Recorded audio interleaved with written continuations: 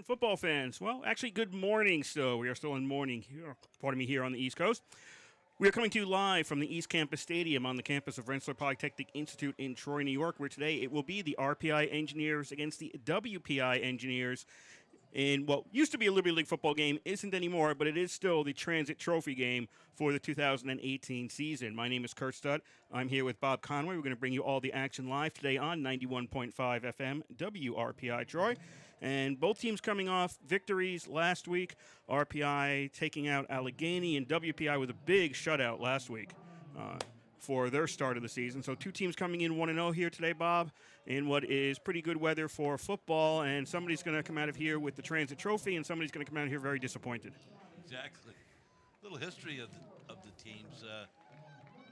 These teams have played 111 times. That's since 1947. And that's the second longest team that RPI has played against, the first being Union at 115. And RPI leads the series 59-47 with 5 ties. As you said, they're playing for the Transit Trophy. RPI has 2 trophy games this year, the Transit Trophy and the Dutchman Shoes for the Union game. WPI comes in with a coach, Arsenio. When I interviewed him yesterday, which you'll hear at halftime, he indicated that WPI has a new quarterback. His name is John Nyland, Nyland. And he's somebody RPI recruited. He thinks he's a very good quarterback. Looking him up, there's 7 quarterbacks on this team. 7. He says the special teams are very strong. They had the player of the year on special teams last year in their new league. As Kurt said, they beat Anna Maria 54-0 last week. And now we're going to have the national anthem.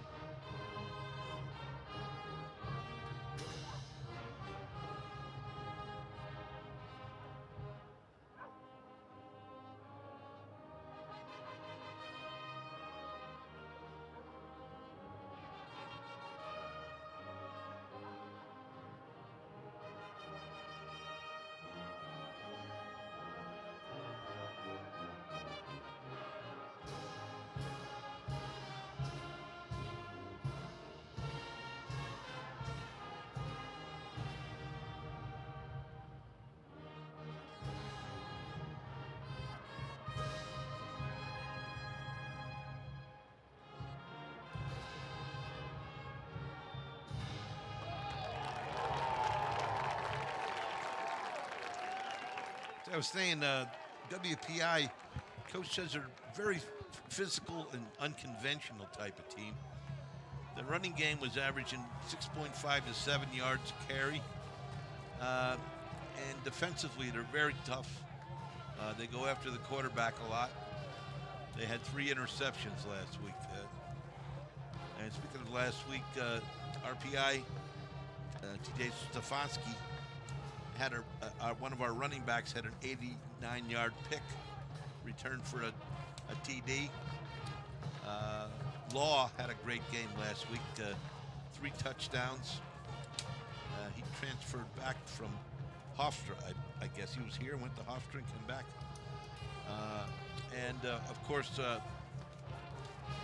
our special teams, Davies, he had an unbelievable game. He had 165 plus yards, and he leads the league in that last year, and is up to a very good start this year. In terms of kickoffs and kick returns, he's doing them both. And other than that, we got 2 young men, J.T. Kelly and Quinn playing football this year for the first time. They're lacrosse players, and they're all league lacrosse players.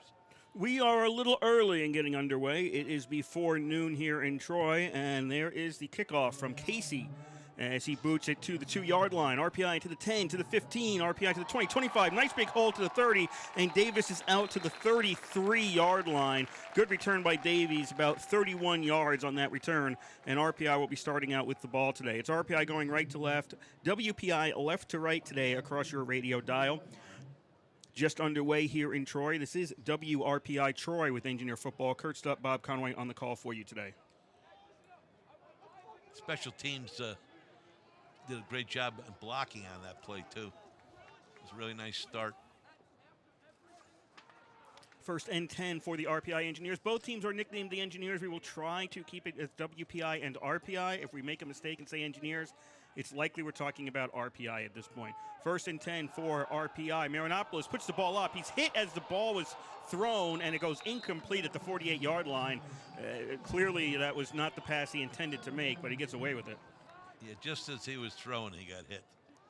So the ball just went up in the air and over towards the sideline, fortunately. So incomplete on first down for the RPI Engineers. RPI with a 40-19 win over Allegheny last week. And, of course, WPI with the big win over Santa Maria.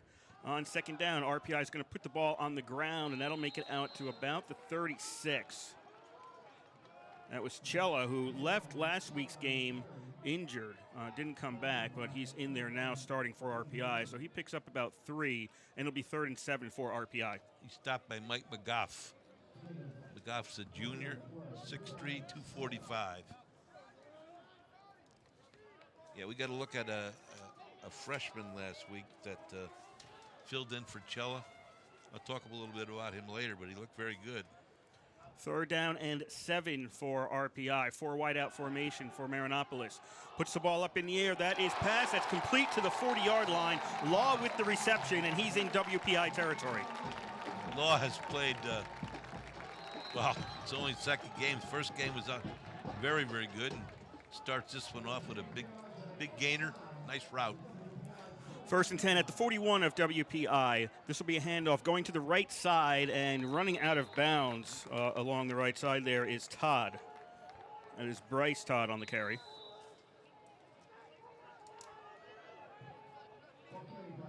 Engineers moving the ball very well. No score, 13:39 to go here, first quarter. RPI pass incomplete, intended for Todd at the 35-yard line, but that was high and through his hands. So that goes incomplete. It'll be 3rd down and 7 for RPI.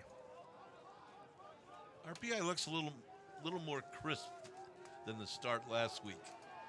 Last week was the first game for both teams, and it was a lot of errors. 3rd down and 7 for RPI at the WPI 38-yard line.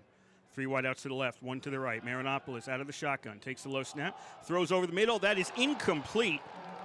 I think Todd was the intended receiver there. Well defensed. Yeah, very well defensed. That was Sam Casey on the defense there. Number 8. He's a junior defensive back from Winchester, Massachusetts.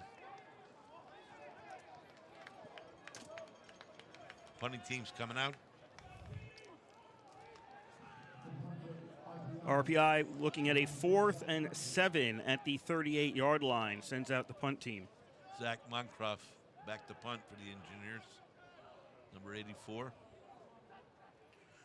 Moncrief gets the snap, boots it away, looking for the corner. It's going to bounce at the 5 and go out at the 7-yard line. So there was no desire to return that by Pesh, the return man for WPI. Ball goes out around the 7-yard line, and that's where WPI will start out their first possession. We have 13:23 to go here in quarter number 1. No score in Troy. Nice start in the kicking game for the Engineers. Sanjay had 2 field goals last week, and I think he made all but one of his extra points.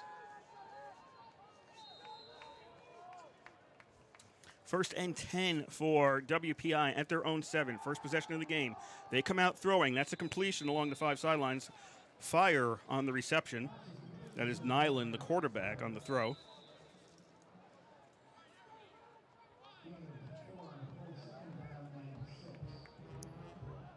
Called a gain of 4. Yeah, gain of 4 to the 11-yard line. Started out at 7. It'll be a 2nd down and 6 for WPI. It is high 60s, low 70s here in Troy. Overcast. I don't expect to see the sun much today. But I don't think we're expecting any bad weather. Nyland throws. That's tipped at the line, and it goes incomplete. Good job by defensive line. Yeah, Egan was player of the week on defense last year in the league. Davies was a special teams player of the week. And the honor roll was made by Rob Law. Offensively, excuse me, he had 3 touchdowns.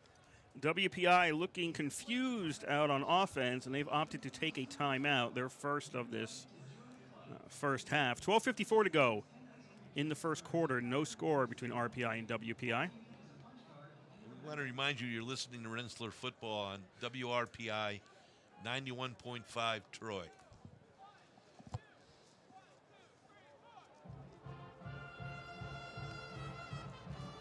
WPI in their, I'll go call it road white jerseys with gray pants, gray helmets. Next week, RPI at Utica. Once again, 12 p.m. game. Timeout is over with. WPI coming out, looking at 3rd and 6 from their own 11-yard line. Nyland is between 2 backs. Now one of them will go in motion. That is Zembeck. He moves over to a slot position. Nyland looks to throw. Looks right, avoids one man, but now he's tackled for a loss back at the 9-yard line. So a sack for the RPI Engineers, and WPI is looking at 4th and long. 3 guys there for the Engineers. I believe the first guy there was Antonio Ragliano, I'm sorry. Ragliano's an interior lineman, sophomore, 6'2", 256. WPI punting out of their own end zone. A good high kick. Davies lets this bounce at the WPI 48, and it bounces onto the RPI side of the field, and it'll be down at the RPI 48-yard line. 12:08 to go here. First quarter, no score. RPI with their 2nd possession of the game coming up. Yeah, Davies put on a show last week, as well as special teams blocking. Very nice job.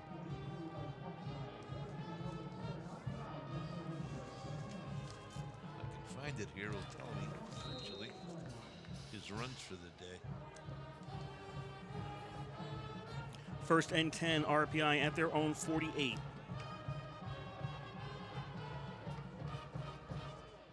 Receivers on the left all bunched together.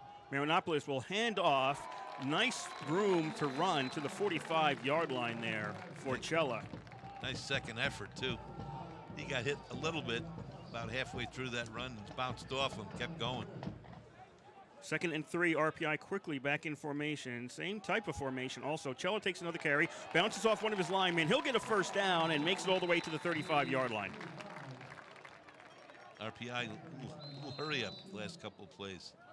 They seem to be running plays faster this week. 1st and 10, RPI at the WPI 35-yard line. 11:30 to go here. First quarter, no score. Same thing. Receivers bunch tight to the left. Handoff goes to Cella. This time not as much yards. Whoa, is there a fumble? WPI signaling fumble, and what do the officials come in and say? And nope, no fumble. RPI still got possession of the ball. So just a 2-yard gain for RPI to the 33-yard line. Kyle Havey, senior linebacker, was at the bottom of that pile for Worcester Poly. Hey, I didn't say Engineers. 2nd down and 8. Marinopoulos looking along the sideline, and that is caught. Yes, that is caught right around the 5-yard line. Calabro, I believe, on the reception for RPI. Danny Calabro.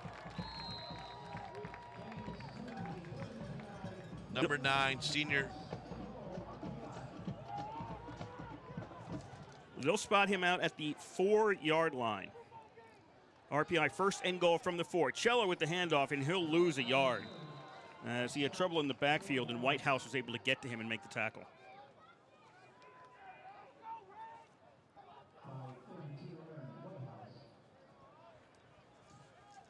10.5 to go here, first quarter. No score. RPI versus WPI. RPI with a second.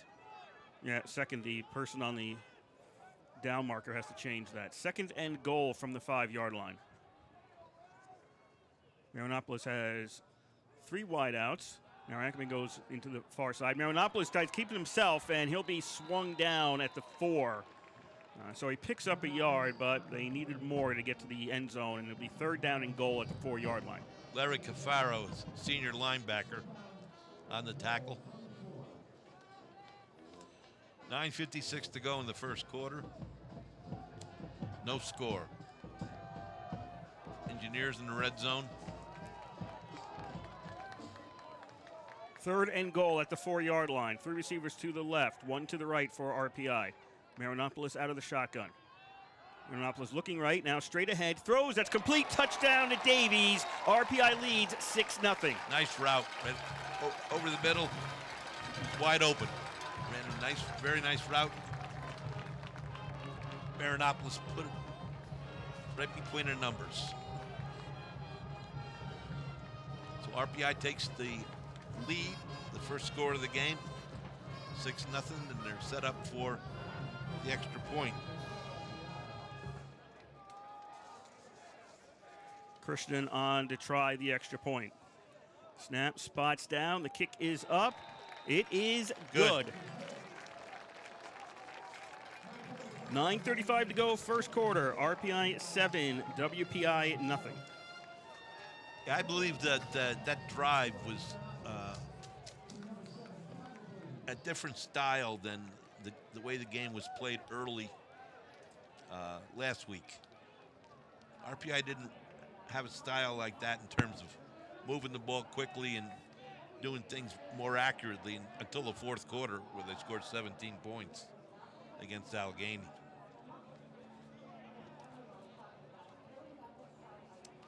But don't forget, WPI won 54-0.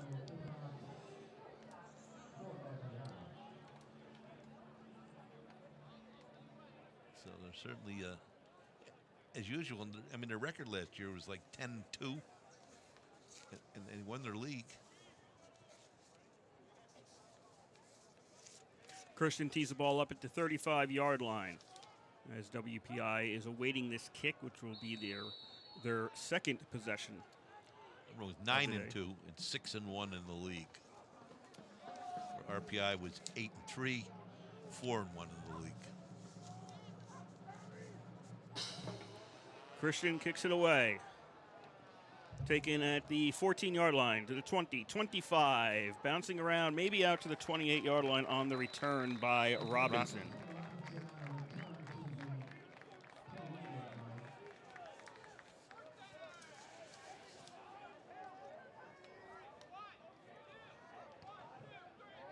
Yeah, Ben Robinson's only a freshman. 5'11", 180. Nyland takes his offense out there. That's Julian Nyland, quarterback for WPI. Running back Sean McAllen, Lane Zembeck is the fullback. Eric Fire and Nick Rossi are the wide receivers. And this will be a handoff on first down. Going right, getting a couple of yards. 30-32, false fumble, and is recovered by RPI at the 34-yard line. They did cover it, and it was a fumble.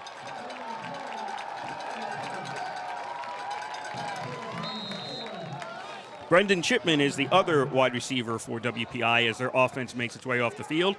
And RPI gets the first turnover of the game. There were 9 turnovers last week. This is the first one we've seen today as the ball's at the 35-yard line. There was a pile of men there. Did you see the number on the guy who fumbled? They all came together so quickly he couldn't even see.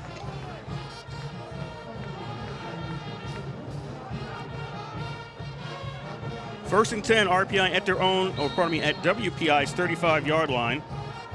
7-0 RPI leads.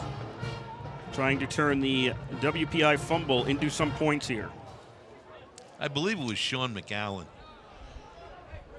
number 4. RPI first down. This will be a run straight up the middle by Scaglione, and he stopped after a gain of 2 to the 33. Number 1, Blaine Merchant on the tackle. He's the first one there, one of the captains for WPI. George Marinopoulos is the quarterback for RPI. The tailback is Nick Cello. These slot backs are Connor Davies and Rob Law. The wide receivers are Keaton Ackerman and Danny Calabro. Second down and about 8. Marinopoulos completes along the near sideline. That's to Elter coming into the game. Not listed as a starter, but he's in the game right now. Elter has the ball to the 29-yard line to set up a 3rd and 4. Sam Casey on the tackle for Worcester. Casey, a junior defensive back from Worcester, Mass. Marinopoulos throws on 3rd down, and well defensed there by Mahan, who got a hand in and knocked it away from the intended receiver.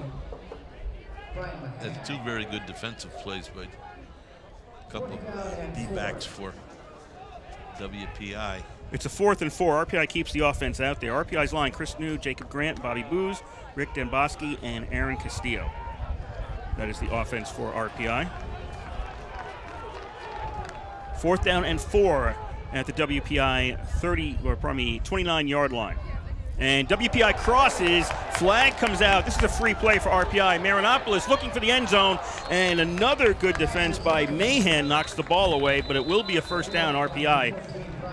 Mahan, a great play. That would have been 6.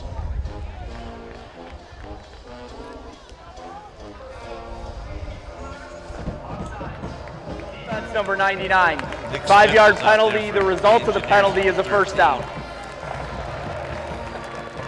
Mahan got him at the last second, knocked the ball out. So WPI crossing, that's a 5-yard penalty. It was 3rd and 4, so RPI gets the first down on the penalty yards. 8:20 to go here in quarter number 1. 7-0, RPI leads WPI. Marinopoulos hands off on first down. Law takes it to the left. Law breaks through. Law's got a first down to the 12 as he runs out of bounds.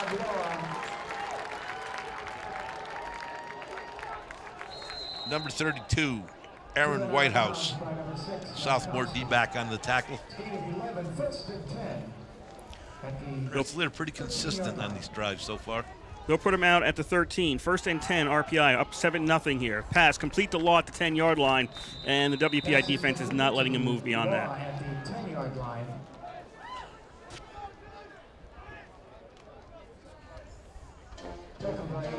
We had Ostrowski and Casey on the stop there.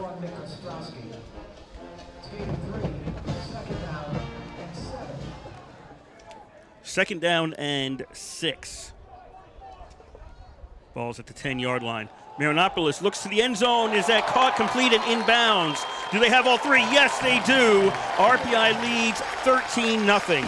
That is Smith, I think, who got that. Yep, yes, Nick it is. Smith on the reception in the end zone. He came down right near the out-of-bounds marker, and I think he hit inbounds before he hit the white, and so it counts. 13-0, RPI leads, 7:29 to go here in the first quarter. Smith is the guy that just had one knocked away from him a few downs ago. Nice route. And the extra point is no good. Christian misses it to the right. So the first two drives, Engineering put points on the board a couple of times. They missed the extra point on the second one, so they lead it 13-0 with 7:29 to go in the first quarter. And you're listening to Rensselaer Football on WRPI 91.5 Troy. For WPI, Isaac Patry, Peter Rakowskis, Vince Lucha, Jordan Hartley, and Nick Day are the line up front for the offense. Didn't get a chance to get those in.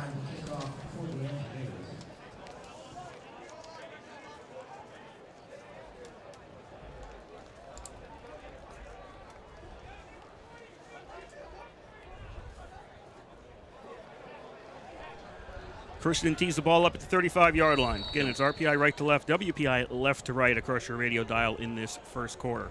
I think it's Whitehouse and Robinson back there for WPI.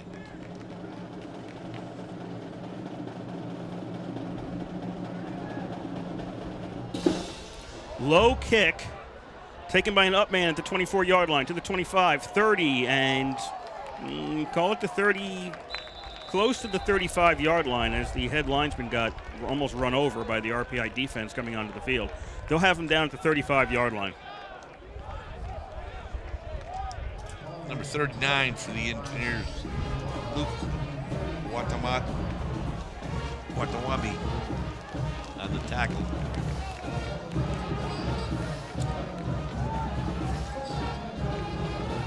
First and 10, WPI at their own 35-yard line. This is the farthest they've gotten downfield today, and this is their third possession.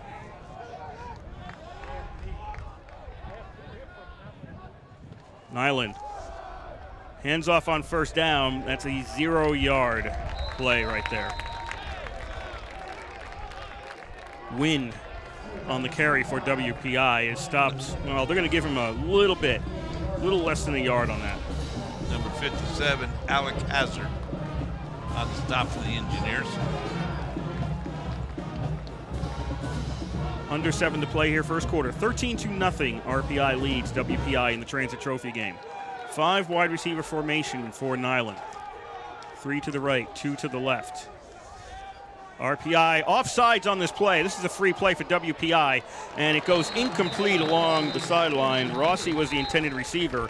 The man covering him was lined up in the neutral zone, and that's why this was a free play. That was Sean Egan. Yes, Egan was clearly in the neutral zone, and the head linesman was just waiting to throw the flag when the ball was snapped. 5-yard penalty, replay. So that one was pretty obvious. It'll be 5-yard penalty against RPI. Replay the down.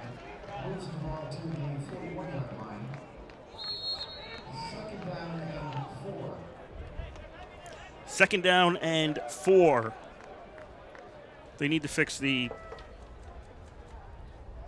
down count on the marker over there. They really need to fix that.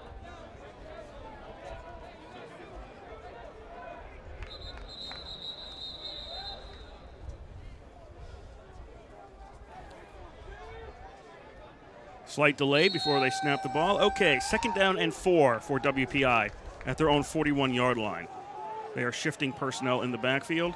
Nyland has one man behind him now. Nyland, hands off, and that's straight ahead is not really working for WPI today. That's going to lose them a yard to the 40-yard line. Absolutely nothing. Number Zembeck. 46, Austin Charles.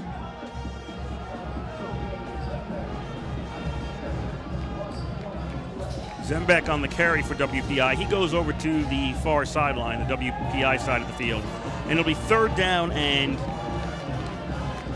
5. Yes, third down and 5. They lost a yard on that play at the 40-yard line for WPI. Nyland looks left, now looks over the middle, throws. That is complete, and that should be a first down. It's complete to Fire. And it's right on the 45-yard line, and they'll move the chain. So that'll be WPI's first down of today's game. Jack Fallon on the tackle, RPI linebacker. First and 10, WPI at their own 45. 5:40 to go here, first quarter. 13-0, RPI leads WPI. 2 backs behind Nyland, 3 wide receivers, 2 to the left, 1 to the right. Nyland turns around, hands off, and trying to work that middle again, and it's really not happening for WPI at this point. Maybe a yard on that play.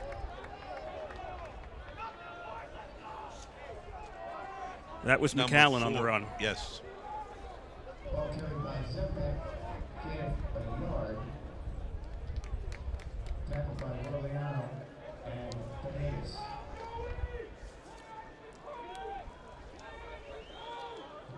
Liana was the RPI defender on that play. Second down and 9, WPI at the 41-yard line. Nyland throws and turning around, getting the ball. Was he inbounds? Yes, they're going to say he was inbounds. That was McAllen around the RPI 32-33. Now the officials, they're going to talk about it? Nope. They're going to say inbounds. Sean Egan was right there, but the catch was made. Good throw. That was a close one. There's no video review here, so even looking on the big screen, I'm not sure exactly what it was, but they ruled it inbound, so that's what counts. Ball's at the 33-yard line of RPI. WPI first and 10 there. 4:25 to go, first quarter. RPI leading 13-0.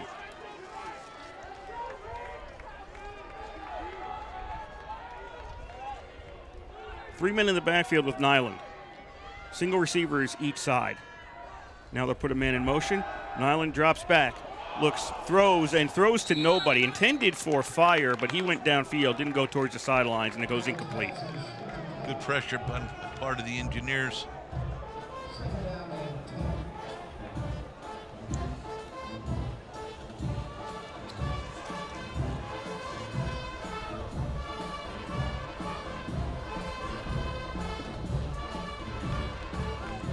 Second and 10 for WPI at the RPI 33-yard line.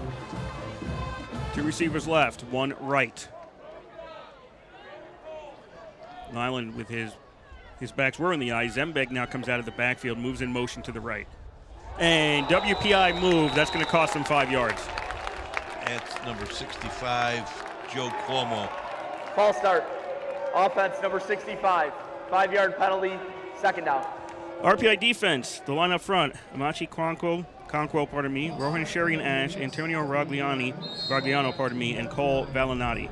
The linebackers are Jack Hoggard, Jack Fallon, and John Sadak. The cornerbacks are Sean Egan and DJ Stefanski. The safeties are Luke Watanabe and Rory McCarthy. Second down and 15 for WPI. Nyland, his throw is batted away. Good job.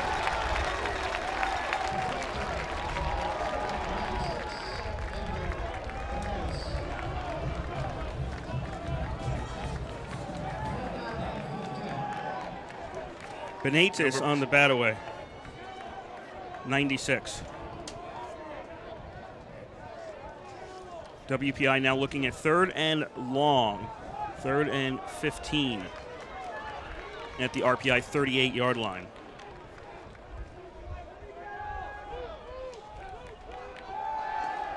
Nyland drops back, looking to throw, doesn't see anything. Now has to start running with the ball. He puts the ball down, takes it across the line of scrimmage, and he is tackled at the 34.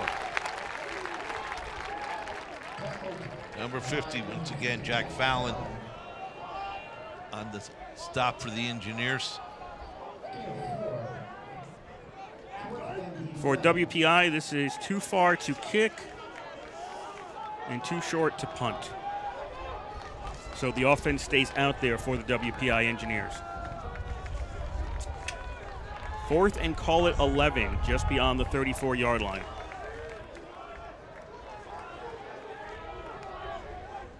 Two receivers each side. McAllen in the backfield. Nyland looks to throw. Doesn't see anything. Now throws it towards the end zone, and RPI bats that one away. Smart play there by Watanabe. Bats it away, and they'll take the ball at the line of scrimmage, which is the 34. Yeah, Watanabe saw that all the way. Kurt Trey just knocked it down.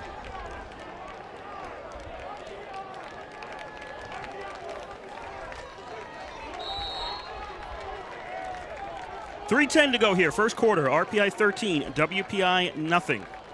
Engineer defense looking very good so far today.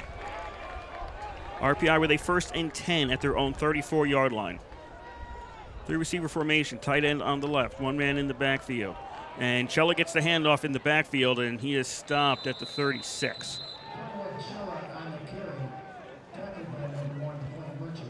Blaine Merchant once again. First guy there for WPI. He's a captain, senior linebacker from Sanderson, Florida.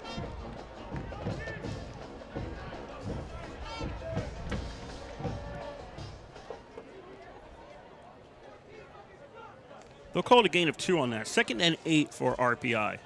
Chella remains in the backfield. Marinopoulos fakes the handoff to Cella, throws to Davies. Davies to the 40. Davies caught by the ankles at the 42. Once again, number 1, Blaine Merchant on the tackle. He's been all over today. 3rd down and 2 RPI at their own 42-yard line. RPI's 4th possession, their previous 3, punt, touchdown, and then touchdown. It's a 13-0 lead because RPI missed the extra point after the 2nd touchdown. 3rd and 2. Fake the handoff to Cella. Throw to Davies in the flat. Davies loses the ball, and it stays in bounds, covered by WPI. That's a nice defensive play by the WPI engineers. The ball was about to bounce out of bounds. The defender knocked it back, and then another defender came and covered it. And so it's a completion, fumble, and recovery by WPI at the RPI 47. Yeah, Sam Casey, the D-back, swatted it out of his hands.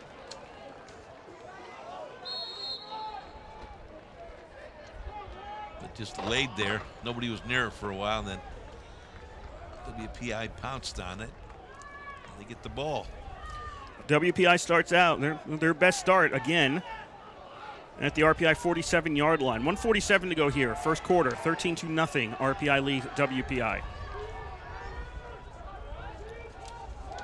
Nyland hands off to McCowan on 1st down. Doesn't have any running room and then gets pushed back. His forward progress gives him about a yard.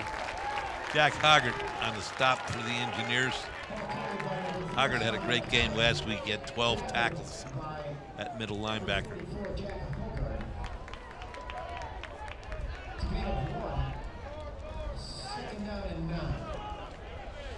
Second and 9 for RPI.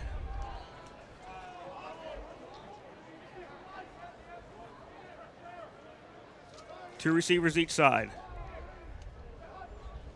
McGowan was in the slot. Nyland, low snap, picks it up, and he's caught for a loss back at the 49-yard line. Number 98, once again, for the Engineers. Antonio Ragliano. He's filling in where Malik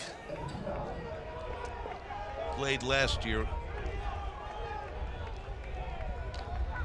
Malik Joseph had 4 great years for RPI, and Ragliano's filling in there and doing well so far.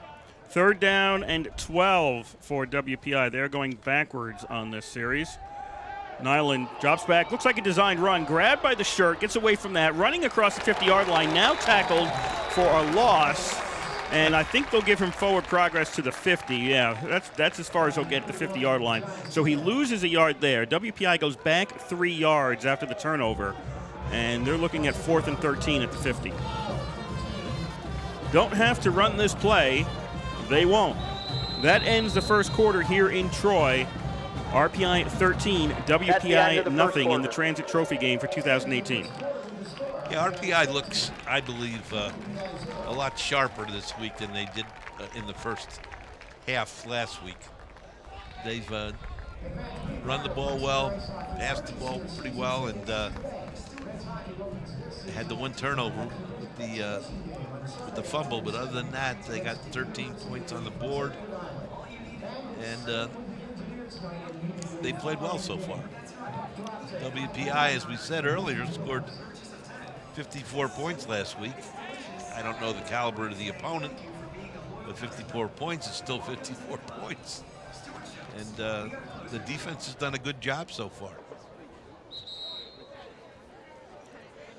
Just like to tell you, you are listening to WRPI Troy. We'd like to thank the Rensselaer Union. They provide the funding for WRPI and all the club-related activity of the Institute, and that includes WRPI's coverage of engineer football, hockey, and baseball. Also, WRPI is on the World Wide Web. Point your browser to WRPI.org. And you can pick up our broadcast 24 hours a day, 7 days a week. As long as we're sending something out over the ether of the air, we'll provide it for you on that feed. That's WRPI.org. Punt is going to bounce around the 32-yard line. Take a WPI bounce as we start out the second quarter, and it will be down by the WPI engineers at the 14-yard line. It's WPI going right to left, RPI left to right across your radio dial in quarter number 2. Again, RPI leading 13-0 here as they start out their first possession of this second quarter. Marinopolis 8 for 12 passing for 85 yards, 2 TDs along at 29. Nyland 3 for 7 for 30 yards along at 21, 1 sack. Back at the 14-yard line, the worst start for RPI today.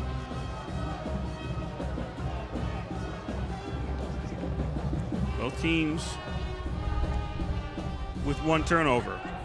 Marinopolis with time to throw, and I think he gunned that one a little bit too hard to Calabro over the middle. He couldn't handle it. Yeah, he was thrown real hard.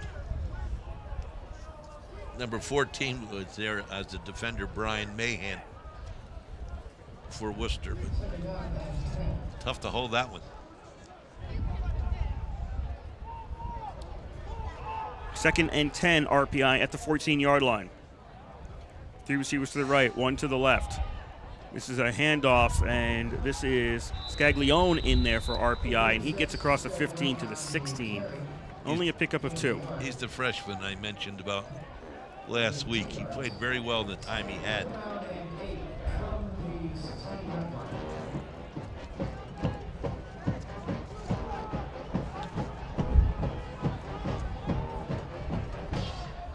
Third down and 8 for RPI. 3 receivers right, 1 to the left.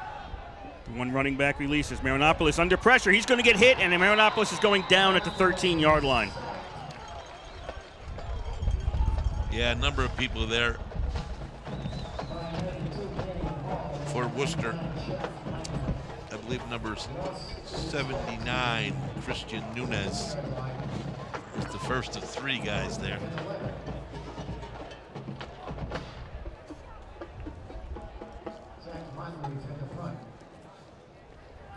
Moncrief into punt. I believe that is Pesh back at his own 44-yard line. Moncrief steps out of the end zone, boots the ball away. Pesh comes in, takes it at the RPI 48 to the 45. Pesh to the 40. Pesh to the 35, to the 30. Flag comes out. Pesh will get tackled at the 20. 2 flags out on the play. This is not all going to count. This ball is coming back. I got to think there was at least 1 block in the back or illegal block against WPI. Matt Boone on the stop for the Engineers.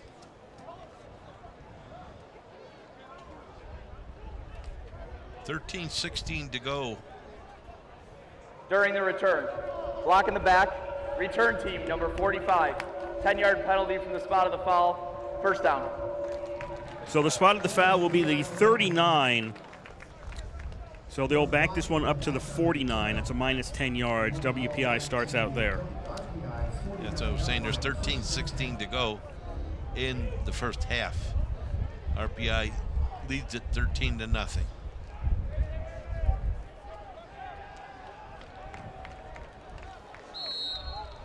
Second straight possession that WPI will start on RPI side of the field. Nyland rolls out to his right, throws, got a man to 45 who drops the ball. And Fire had it in his hands, dropped it, he was wide open.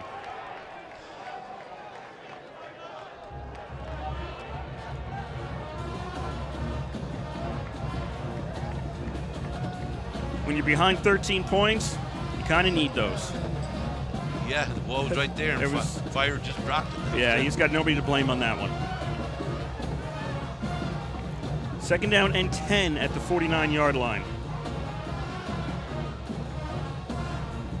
Fire now goes in motion to the right side. They've got a tight end on the left, 2 men in the backfield.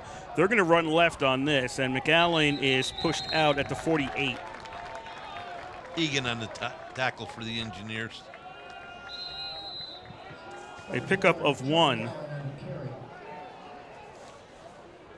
Sean Egan has been quite the player for the Engineers for the past 2 years. All league, some All-American teams. He's done very well.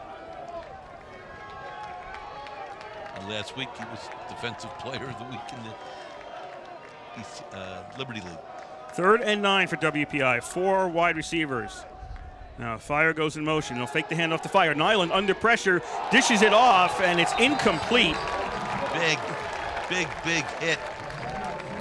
Once again. McAllen was the intended receiver. But Egan nailed him. I mean, he really hit him hard. It was Luca who almost got the ball, the offensive lineman.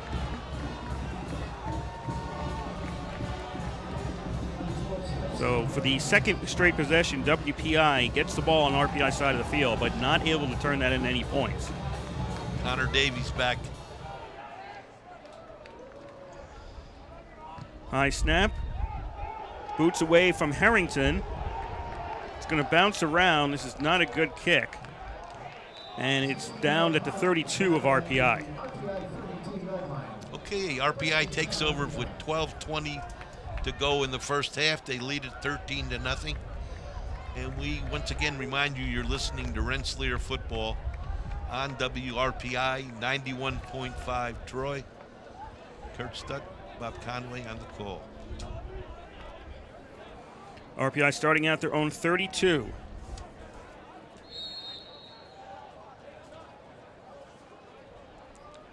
First and 10 for RPI.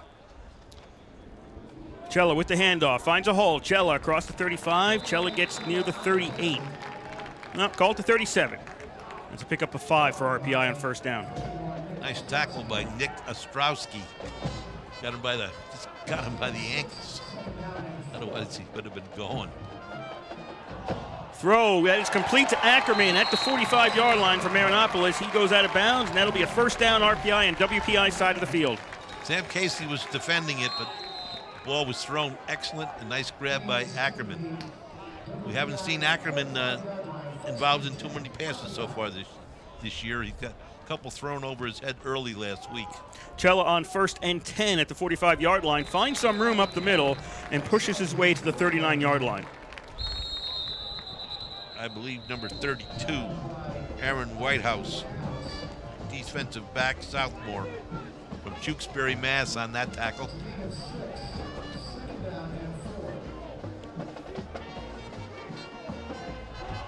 Personal foul. Once again, we'll remind Late you hit, that next defense week number 1. 15-yard RPI penalty. travels to Automatic Utica first down. for a 12 o'clock start. Flag on the play. This is already all the way in the defensive backfield. It's a personal foul against WPI. That's a 15-yard walk-off right there, and the ball will go down to the 24-yard line. RPI needs to take advantage of these situations. WPI has not been able to move the ball on offense. RPI, though, 11.5 to go here in the first half. Only with a 2-score lead, 13-0. They need to put points on the board. Make WPI pay for these mistakes. Marinopolis looks to throw. Nope, he's not going to get a chance. He is going to get sacked by Cherasoni. Cherasoni was there, right there. There was 3 RPI guys around him. He still got them. That is a loss of 7 back to the 31-yard line.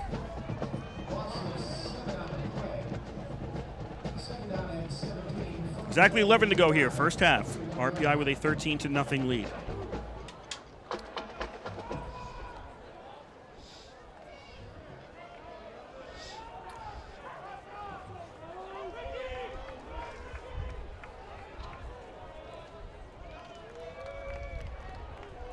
Marinopolis on first down, throws in the flat to the left side, complete to Ackerman. Ackerman gets back to the original line of scrimmage for this series, and the bonus yard after that to the 23-yard line.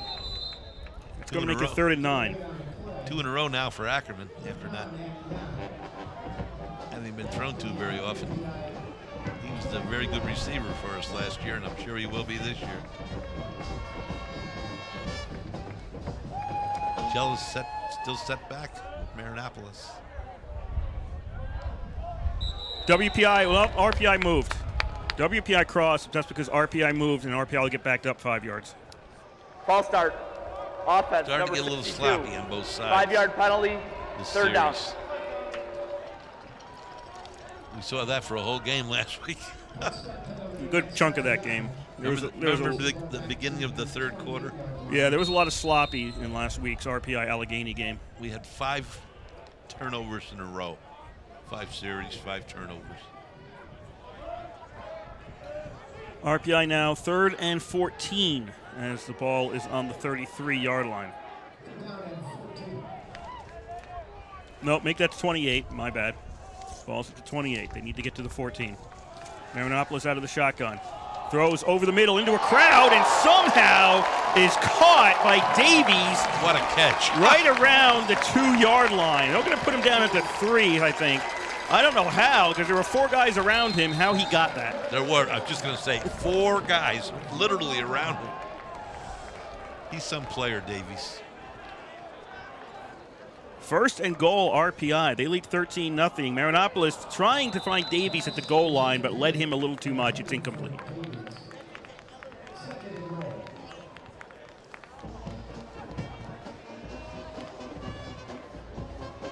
RPI currently has the wind with them. It's blowing towards the East Campus Gymnasium.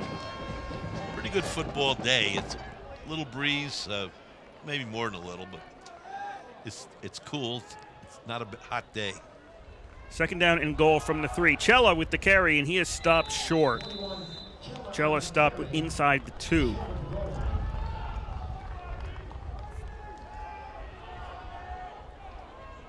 RPI not giving WPI a chance to change here. They're going to keep everybody out there, get to the line rather quickly.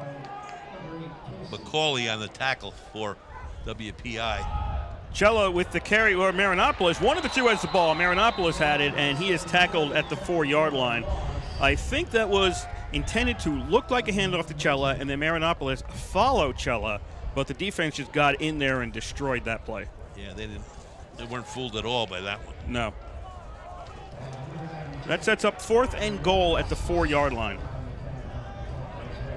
Looks like they're going to go first without the field goal attempt. I like this. I do too. 4th and goal at the 4. Marinopoulos throws, and it's incomplete. He was under a lot of pressure, looking for Davies near the goal line, and it goes incomplete. And big guy, number 90. Urolskis. Yeah, he was all over George. RPI turns the ball over on downs at the WPI 4-yard line with 8:26 to go in the first half.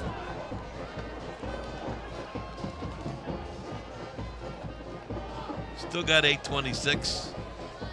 RPI's defense plays well here. They should be in decent position. WPI has had trouble moving the ball, so RPI's got them pinned back at their own 4. Nyland has McCallum in the backfield. Nyland throws from the end zone along the sidelines. That is incomplete. Nice tip. Rossi, the intended receiver.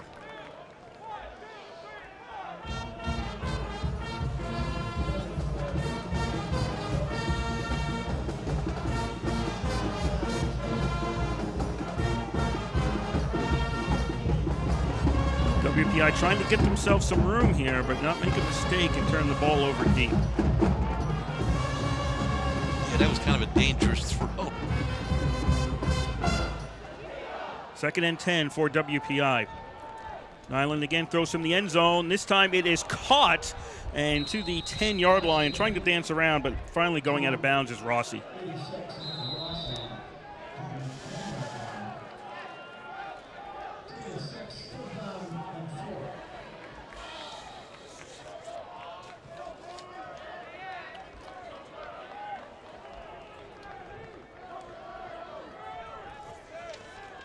Conboy is in there was in their defensive back on that play.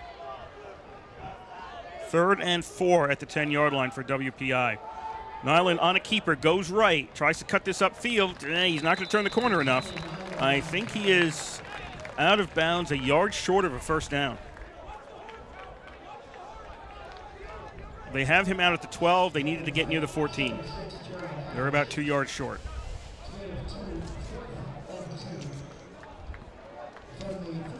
Number 58 for the Engineers on the tackle, Isaiah Hall. Engineers, once again, using a lot of people on defense. 4th and 2. Not a long kick. Fair catch, signaled by Davies, and he'll take it around the 34 of WPI. So not a lot on that punt from Harrington.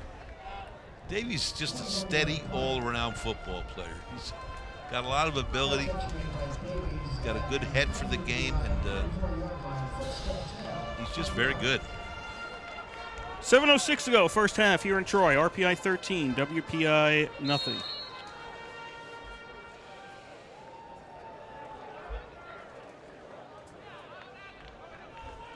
RPI starting out at the 34. Again, RPI is winning this field position battle today. Very much so. Most of the games been played on the WPI side of the field, but RPI with only 2 scores to show for that. Hand up. He was wide open. He ran a nice route. He beat 3 defenders back there.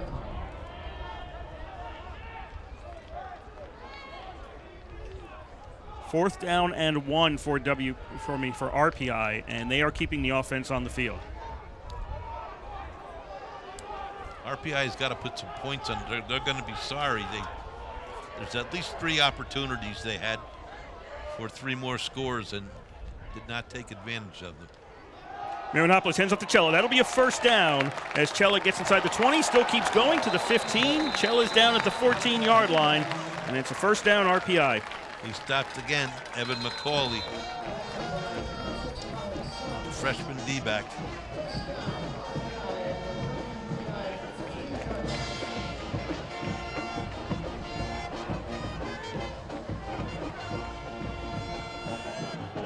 First and 10, RPI at the WPI. We'll call it the 15. 5:48 to go here. First half, RPI 13, WPI nothing. Marianopolis fakes a handoff to Cella. Pass, that's complete in the flat to Calabro. Calabro is caught by the legs at the 8. Sam Casey on the tackle. Matter of fact, I tried that number wrong the last play. He was the tackler on the last 2 plays. They're moving so many guys in and out of the game quickly. You think you got the defensive backfield down number-wise, and you don't. Second and 3 at the 8-yard line for RPI. Marianopolis gives to Cella. Cella to the 5 and 4-yard line. Forward progress to the 4. That'll be an RPI first down. Sam Casey once again on the tackle. First and goal from the 4 for RPI. 4:45 to go here, first half. RPI 13, WPI nothing. RPI stops to look over to the sidelines. Cella's in the backfield. Marianopolis has 2 receivers left, 1 to the right, tight end on the right. He's going to look right, pass, and that is complete. Is he in? And they'll agree, yes, he's in for the touchdown. That was another tight one along the sideline. Smith on the reception again. He had one on the other side where it was touch and go, whether he got in there. It's a touchdown. RPI leads 19-0. Once again, well thrown. He's pretty well defended in there. I think it was Brian Mahan, senior defensive back. But the ball was very well thrown. Christian on to try the extra point. No good. Missed it right again. So it's going to stay RPI 19, WPI nothing with 4:25 to go in the first half. Yeah, he's missed 3 extra points in the first 2 games. It's his first time as the top man, as a punter. I mean, as a kicker. But he showed us some good stuff last week with a couple of field goals. He hit every other one last week, so got to put those things out of your head.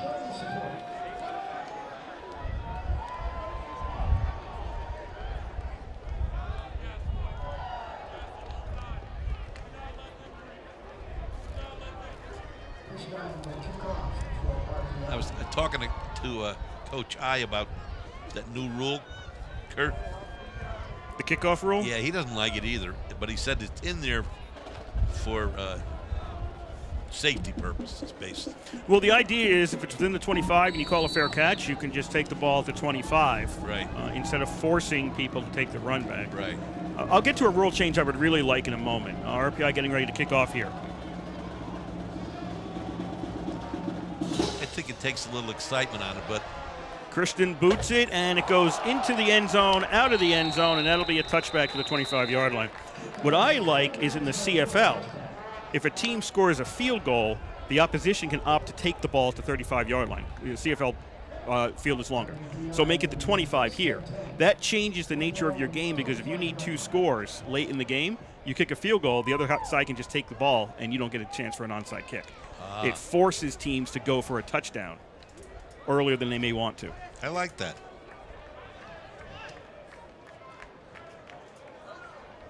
WPI first and 10 at their own 25, trailing by 19 points. 4 wide receiver formation. Nyland, his pass is batted down. That'll be incomplete on first down. Good job. Three of the RPI defenders were in there.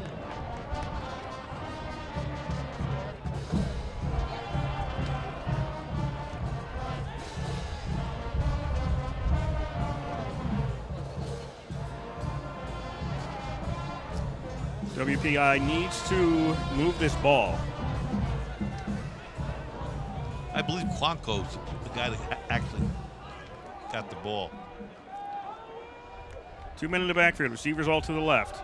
Nyland hands off to McAllen. McAllen finds some room on the right side, then gets pushed back. Let's call McAllen got 4 yards on that to the 29-yard line. Yeah, he was tackled by a host of engineers.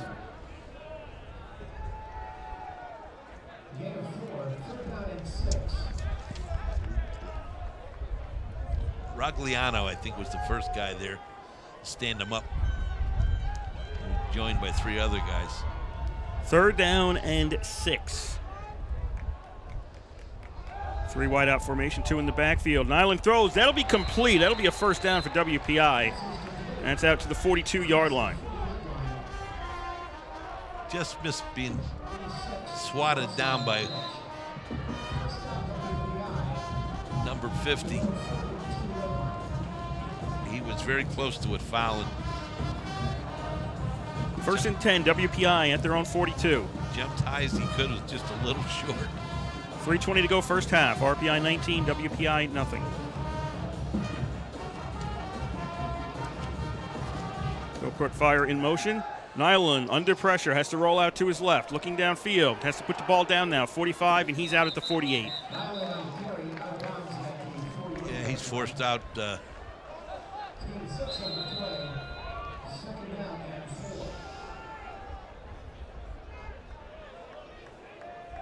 Ball's at the 48-yard line. WPI looking at a 2nd and 4. It looked like Blake Battle. I didn't see him come in the game, but it was a number 4.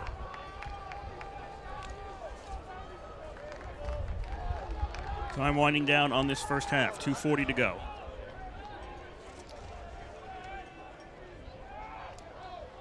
WPI. Nyland looks left, pump fake. Now he puts the ball up in the air, and is that completion? Yes, completion down to the 10, to the 5. Finally pushed out is Rossi around the 5-yard line.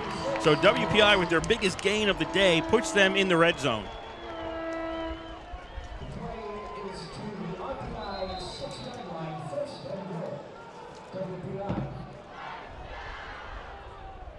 Clock continues to run. 2:20 to go. First half. 1st and 10. No, pardon me. 1st and goal at the 6-yard line. I think Stefanski got beat on that one. There's a number of guys there, but I think he was the primary. 3 wide receiver formation. Nyland rolls out to his right, looking end zone, and overthrows his receiver, Mitchell.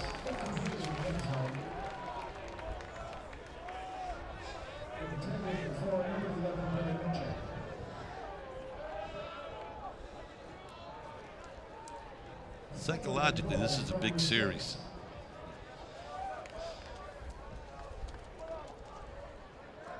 Defense get pumped if they keep him out of there, and WPI, see if they can score on this team. So 2nd and goal from the 6. McAllen takes a handoff, goes straight up the middle, stays on his feet. Where is he stopped?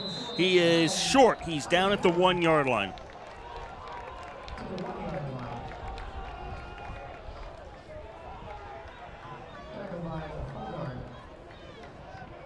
Third and goal at the 1 for WPI. Quanco, once again, on the tackle, among others, but he was on the bottom. Time to tell you, you are listening to WRPI Troy with Engineer Football from the East Campus Stadium. Kurt Stop, Bob Connery on the call for you. 3rd and goal from the 1 for WPI. Backs in the eye. McAllen with the carry. McAllen gets hit. McAllen's in. Breaks away from the hit. He's in. WPI gets 6. Yeah, they had him for about a 2-yard loss, but he broke away from it. And they get on the board. 1:19 to go in the half. RPI leads it 19-6. Harrington on to try the extra point.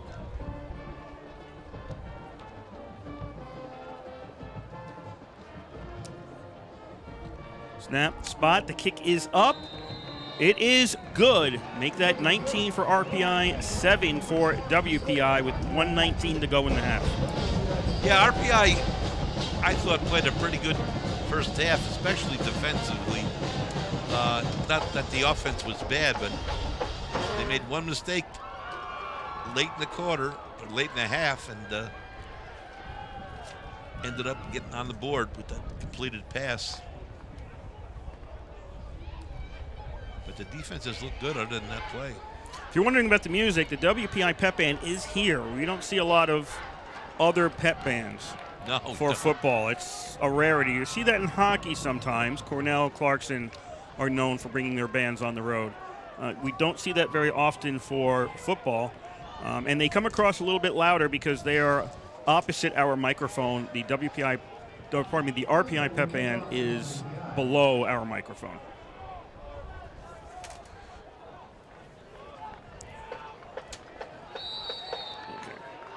Kurt 2, B 0.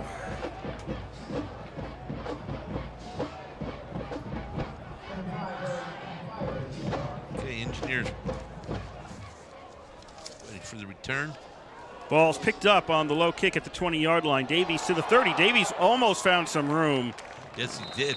Almost, but it's almost. He stopped at the 35-yard line with 1:13 left to go in the half. He did almost break that.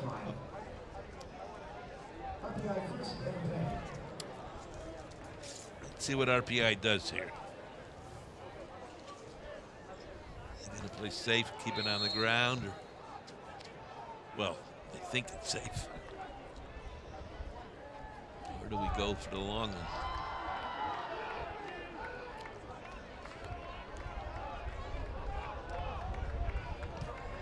one? Last week they went for the long one on the first play of the game.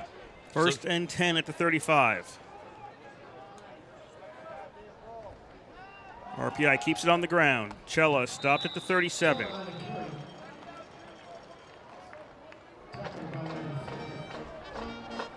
Nobody's stopping the clock right now. WPI with 2 timeouts left. RPI with 3.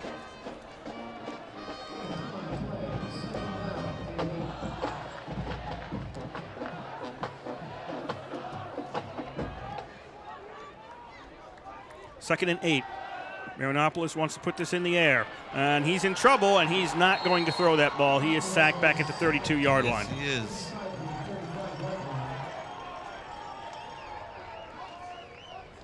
.30 seconds left in the half. RPI does not have to run a play here. McGough on that tackle, number 92.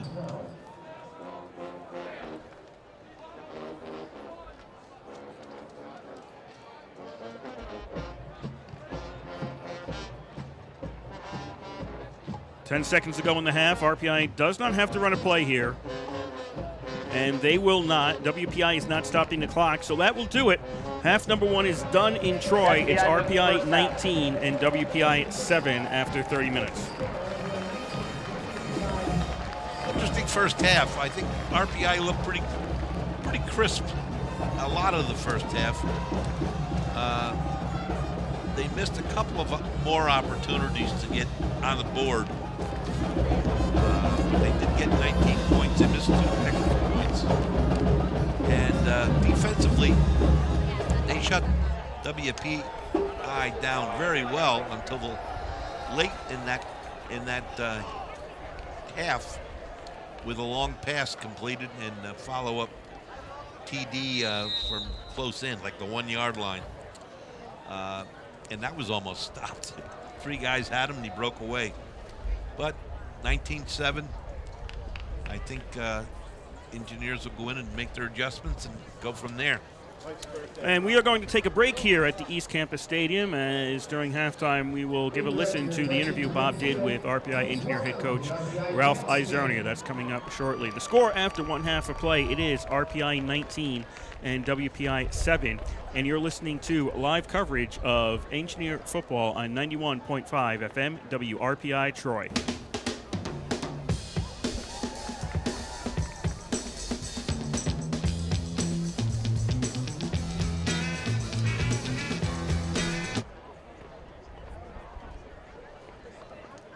Your wife would want your kids to be home, not at their house in college, right? Oh yeah. We were bring home.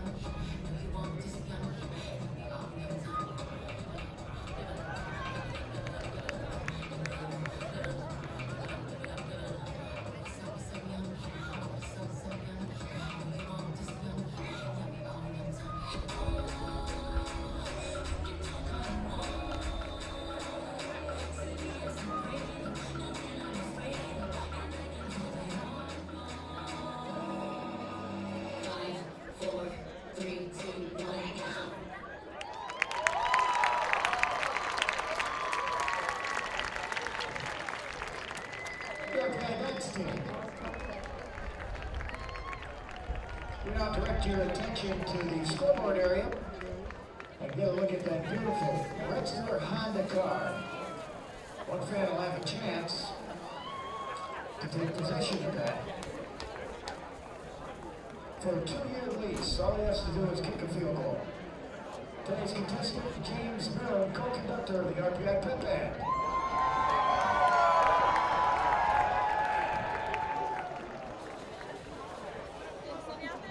No, I missed you. Worcester Honda car giveaway. James, you make a field goal here.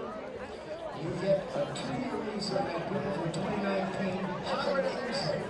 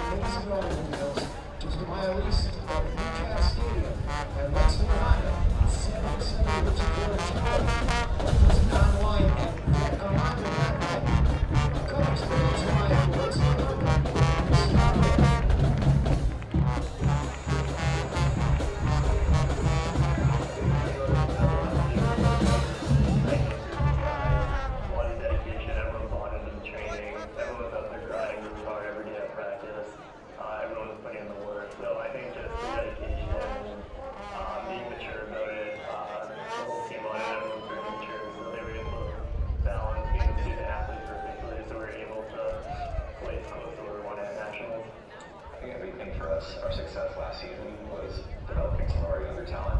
A lot of guys were first timers at the national meet, and then gained a lot of good experience being there, running a field that size. So I think that'll help us moving forward this season when we have a lot of returns. So we understand what it's like being a big meet and know how to bring each other up. Well, going into last year, we were looking to develop a lot of the young guys. We graduated a solid senior core, and I think we did a really good job of that throughout the fall. And to be able to get back to the national and only be in place off of what we did the year before was a huge success for us. And the biggest thing that we took away from that is that we wanted more than just 14. Just 14. But basically, we're wanting a podium finish, and I think that's the ultimate goal for the team. They all watch people and how happy they were on the podium last year, and I think they have wanted that for the past 265 days and under 100 days to go here. So it's something that we're chasing for sure. I think that we have a high percentage of our guys, if not all of them, buy into our program early on, and I think that's huge for us, like making any championship, and then everyone trusting our coaching process and trusting the captains when we bring us and limits is also huge. As a team, we've learned to be patient with few meets. We understand that we've come off a long summer of training and have a long season ahead of us. We really can trust in Coach Lynch and his training that we'll be preparing when it matters at the end of the season. Everyone kind of knows that they don't have to be running super high miles. They don't have to be doing what Grant does or what I do on a daily basis. Everyone has their own thing and maybe what works for them. And I think that us kind of conveying that to our younger guys helped us stay healthy last year. Because I know my freshman year I saw Ben Fazio running super high mileage, running really fast, and I'm like, oh, I gotta do that. And Eric doing that stuff.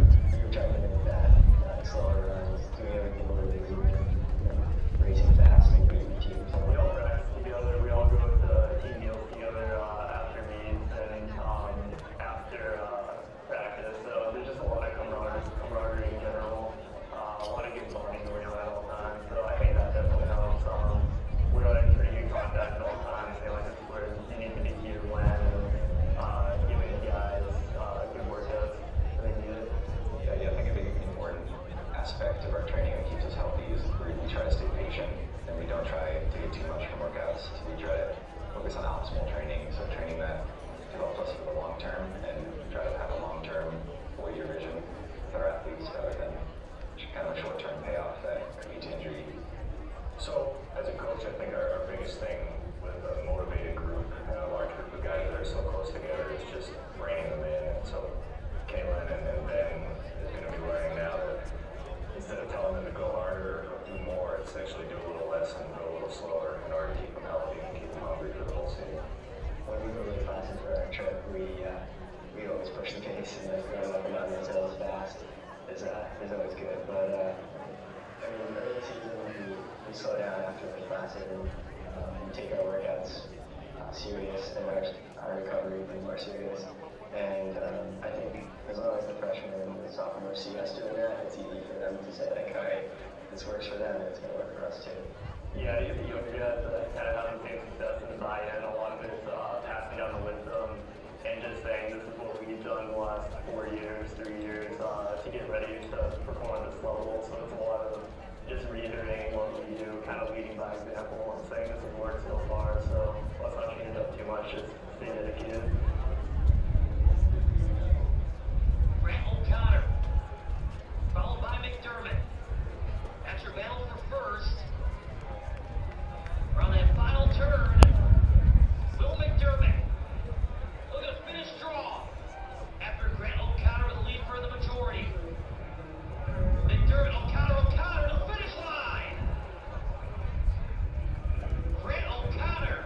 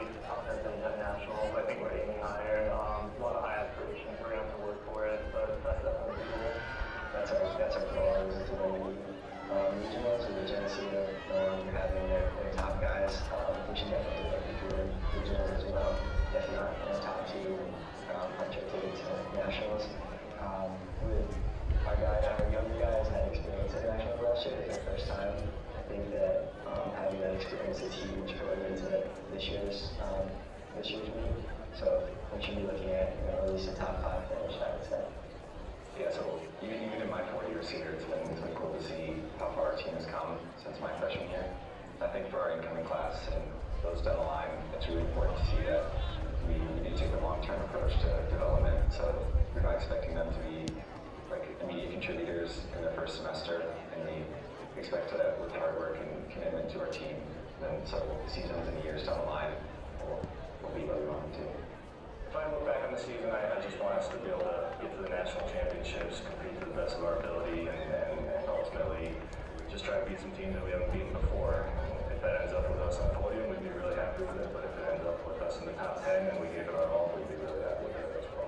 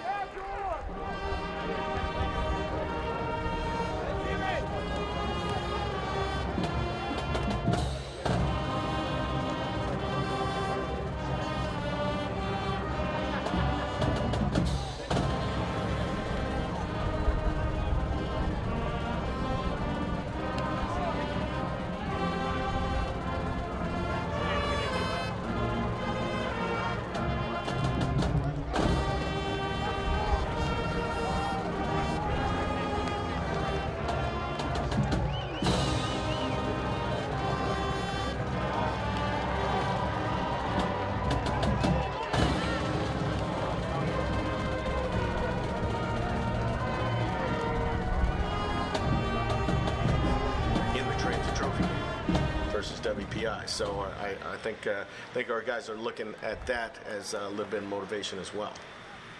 Yeah. And we have 2 byes this year. 2 bye weeks. That's right. As opposed to just one. That's because Buffalo's out for now, or? No, we've got Buffalo State. We play them. But they're not in the league yet. Right? But we play them on the 22nd. Okay. Yeah. All right, Coach. Well, thank you very much, and good luck this week. All right. Thanks, Bob.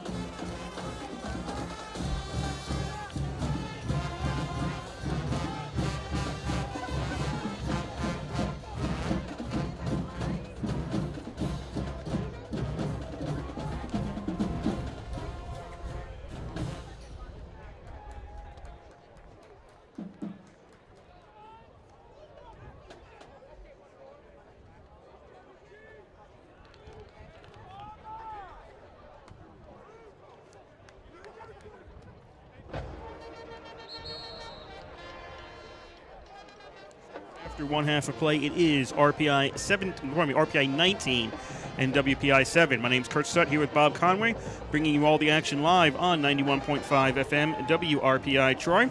Before we get started with half number 2, we would like to thank the Rensselaer Union. They provide the funding for WRPI and all the club-related activity of the Institute, and that includes WRPI's coverage of engineer football, hockey, and baseball. Also, WRPI is on the World Wide Web. Point your browser to WRPI.org. And you can pick up our broadcast 24 hours a day, 7 days a week. As long as we're sending something out over the ether of the air, we'll provide it for you on that feed. Again, that is WRPI.org. Krishnan is teeing the ball up at the 35-yard line. It'll be RPI going right to left, WPI left to right across your radio dial in quarter number 3, as we are just about ready to get underway here.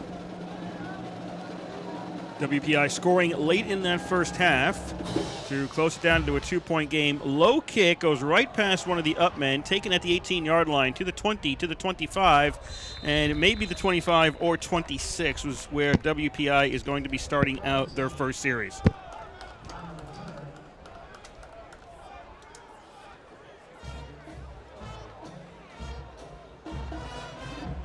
Let's call it the 26-ish.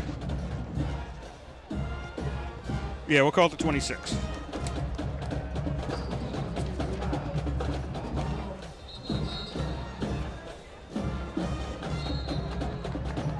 WPI trying to build off the momentum from their late score in the first half. First and 10. Nyland throws over the middle right through the arms of McAllen, and that is incomplete. Yeah, hit him right in the numbers. Couldn't be thrown any better, but he dropped it.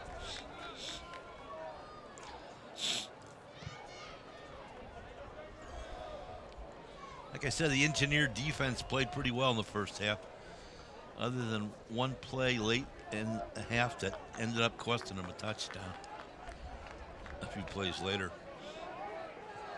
Second and 10 for WPI at their own 26. Nyland fakes the handoff, keeps it himself, goes left, has a defender fall down, but then the next two bear hug him, put him down on the 31. That'll set up 3rd and 5 for WPI.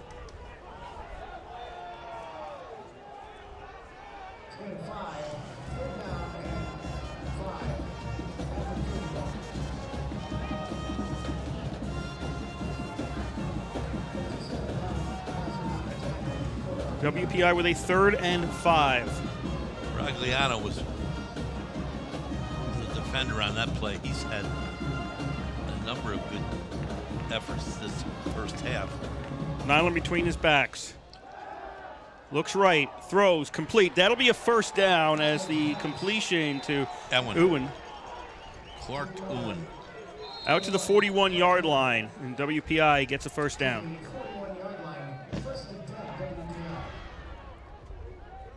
Only 6 completions in the first half for WPI. John Sadek was the defender on that. Well thrown ball to Ewan. First and 10, WPI at their own 41. 13:40 to go here.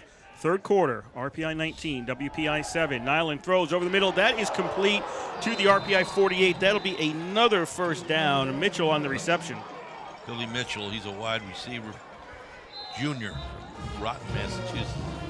There's a Groton, Massachusetts? Yeah. Okay. First and 10, WPI at the RPI 48. 13:20 to go. Third quarter. RPI leads 19-7. 2 wide receivers each side. 1 man in the backfield. Nyland out of the shotgun. Hands off. McAllen takes the carry, finds some room up the middle, and gets out to the 43. That's a run that's been difficult for WPI today. Up the middle has not produced many yards. Yeah, that's the first one they successfully run all afternoon. Number 15, Jack Fallon. It's a gain of 5, second down and 5 at the RPI 43-yard line. Ball at the 43. Second down and 5 for WPI. 3 receivers left, 1 to the right. McAllen in the backfield. Nyland out of the shotgun. Gives to McAllen. He avoids 1 tackle, and now he's going to get hit. Maybe he got maybe half a yard, but it's largely going to be a no-gainer here for WPI on second down. Yeah, he got hit by 3 guys. Also a flag on the play. Ragliano was on the bottom of the pile.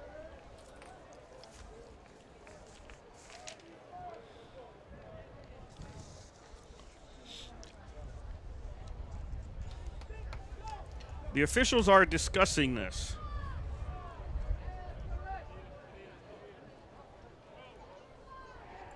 The always exciting football official penalty discussion.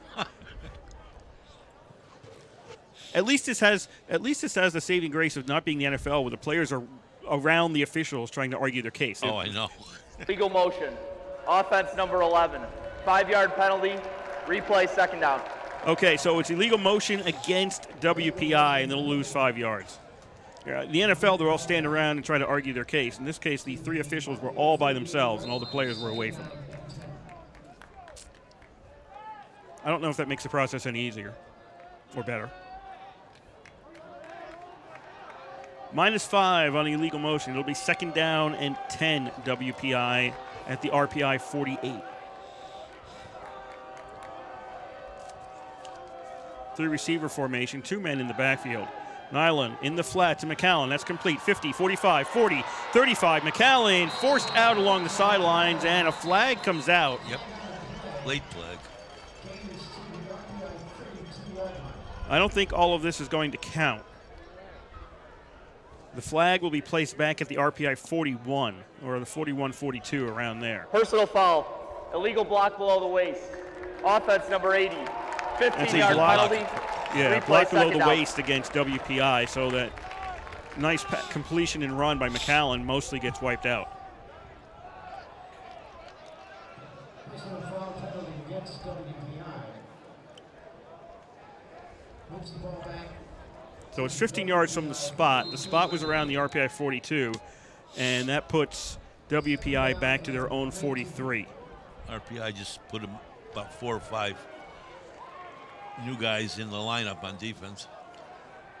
Second and more like 20 for WPI. Throw, that is complete, and that should be a first down to the 37-yard line. They managed to find Chipman over the middle, and they get those yards back. So WPI moves the chains as they are now at the RPI 37-yard line. 11.5 to go here, third quarter. RPI 19, WPI 7. Chipman's a wideout, Middletown, Mass. He's also a junior. First and 10, WPI at the RPI 37. 3 receivers left, 1 right. McCown in the backfield. He shifts left, and nope, doesn't get the handoff. Nyland keeps it, can't find an open receiver, and throws that one away. Actually, the closest person there was an RPI defender. And there's a flag back at the line of scrimmage. Personal foul, I think, against RPI. Roughing the passer, Roughing the defense passer number 90. against RPI. Low hit on the quarterback. 15-yard penalty, automatic first down. Personal foul, penalty against RPI. Remove the ball. Roughing the passer is 15 yards. Ball goes down to the 22 of RPI. This will be another WPI first down. 11:01 to go, third quarter. RPI 19, WPI 7.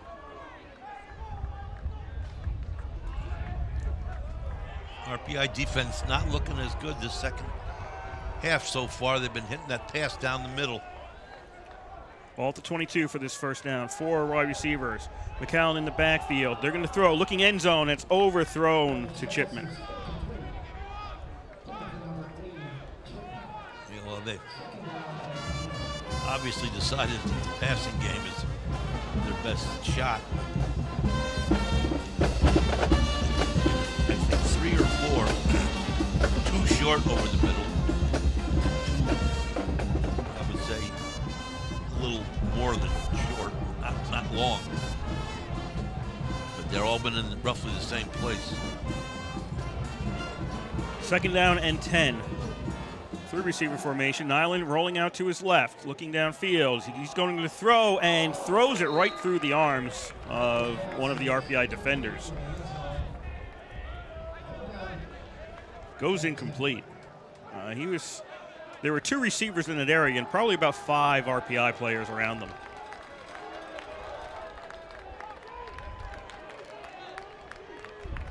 Four RPI players. They were outnumbered 4-2 back in the end zone. I think he would have been better off running that. Third and 10, WPI at the 22-yard line.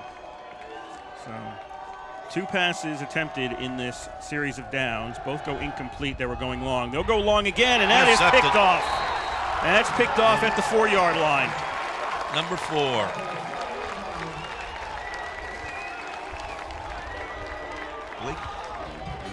Well, there's 2 number 4s. Neither one of them. One's a freshman, one's a sophomore. That's McCauley. It's who? Isn't that McCauley? Am I looking at the wrong?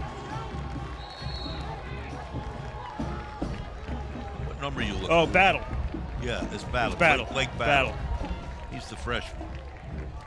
Battle with the INT, and RPI takes over at their own 4-yard line. 10:45 to go here in the third quarter. RPI leads by 12. It's really hard to keep up with the number changes. With the RPI just puts people in and out of the game so much. Cella on first down gets back to the line of scrimmage and then gets pushed back towards the goal line. But his forward progress will have him at the line of scrimmage on first down. RPI looking to avoid a mistake here.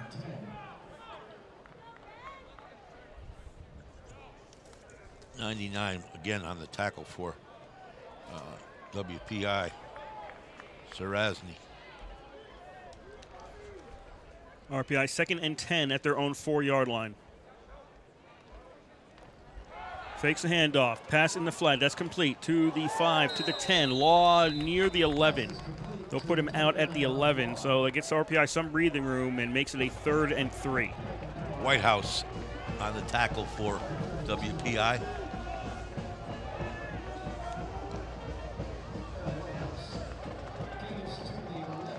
Well, they finally got a little room there to maneuver.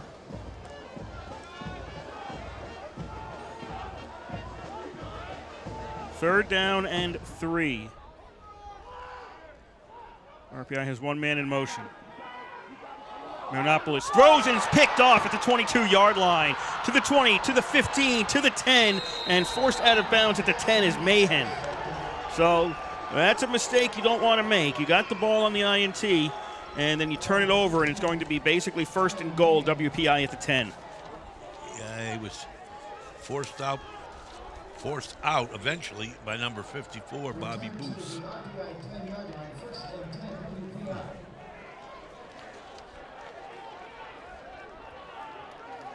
WPI in an excellent position now to close the gap. Make this a one-score game. 19-7, RPI leads WPI. WPI after the INT, first and goal at the 10. WPI with the wind in this third quarter, headed towards the East Campus Gymnasium, looking for the corner on this play, and that's incomplete, and that'll be pass interference against RPI.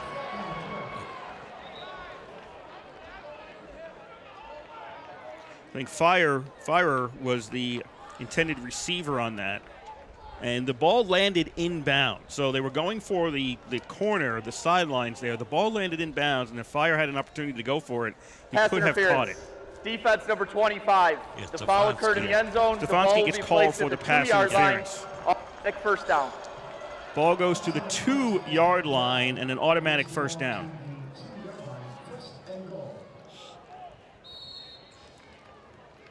First and goal for WPI at the 2. 9:17 to go, third quarter. RPI 19, WPI 7. Nyland hands off to McAllen, and he's in for the touchdown. Straight ahead works again, and it's RPI 19, WPI 13.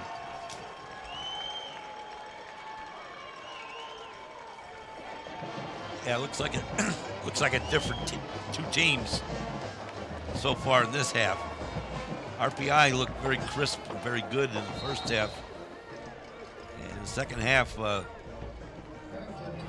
WPI saw something in the defensive passing area and have taken advantage of it. And when they got down close enough, Harrington's extra point is up and good. It's 19-14 now with 9:14 to go, third quarter. They get down close enough both times. They ran it in very close. And those 2 extra points missed are big right now. That was an 8-second drive for WPI. RPI's offense got to come out now and get back on track. Show they can put some points on the board.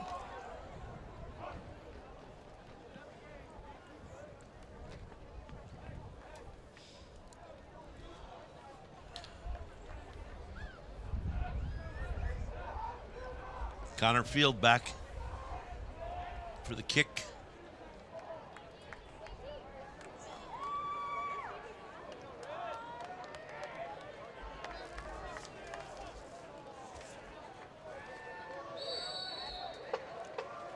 So Connor Davies is back.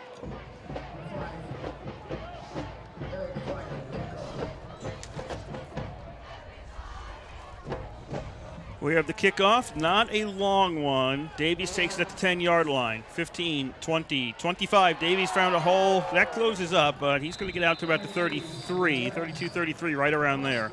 Nice and RPI will start out their second possession of the second half. Yeah, nice run back by Davies. Tackle made by number 24, Tim McQuaid, the junior D-back. RPI first and 10 at their own 33-yard line. It's a big series for the Engineers. Momentum is going the other way. Got to get it back. First and 10, RPI at their own 33. Up by 5 in the Transit Trophy game. Marinopoulos hands off on first down. That's going to get maybe 2. That was a straight-ahead run, which is looking like WPI straight-ahead runs in the first half, which weren't going anywhere. Cella gets 2 yards on that.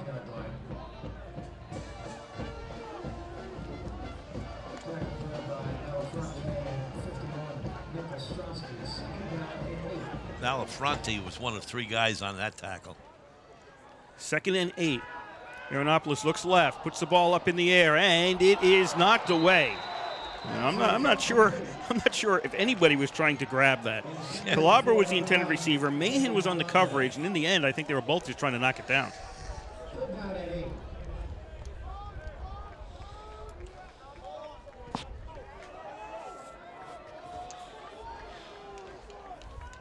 Incomplete pass makes it 3rd and 8 at 35 for RPI.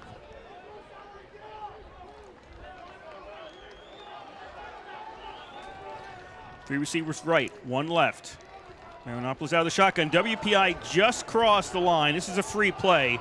Marinopoulos looking for Calabro along the sidelines, and that goes incomplete. Flag comes out for pass interference. Yeah, it's got it. So it's RPI gets something out of the free play. They'll get the 15 yards on the pass interference. Calabro.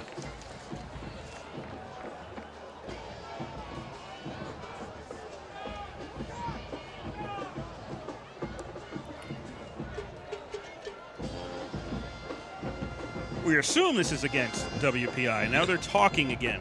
What?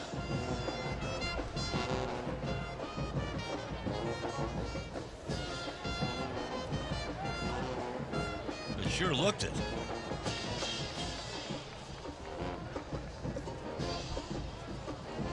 Are they discussing whether it could be caught?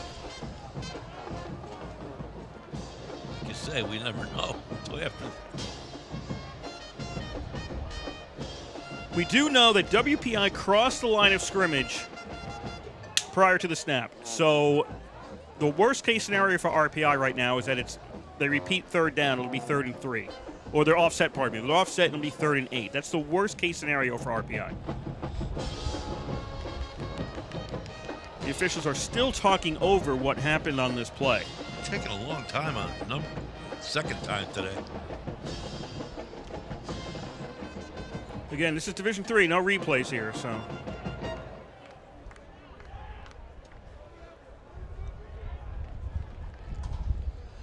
Perhaps we will get information now.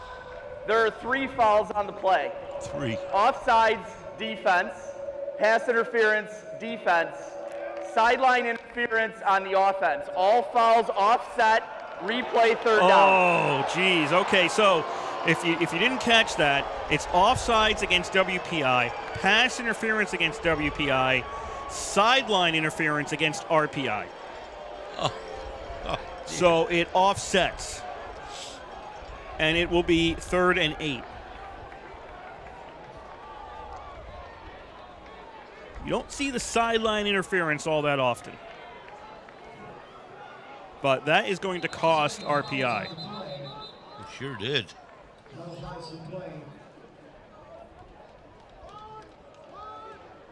We're still talking.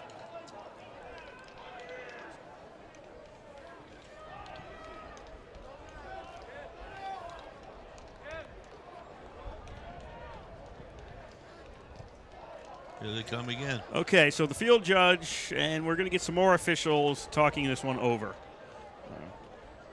I thought they had this straightened out before, but they didn't. So 8:29 to go here, 3rd quarter. RPI 19, WPI 14. And the one of the cultural defects of America, committee meetings. We have this going out on the field right now. We can all watch a group of people stand around and talk about something.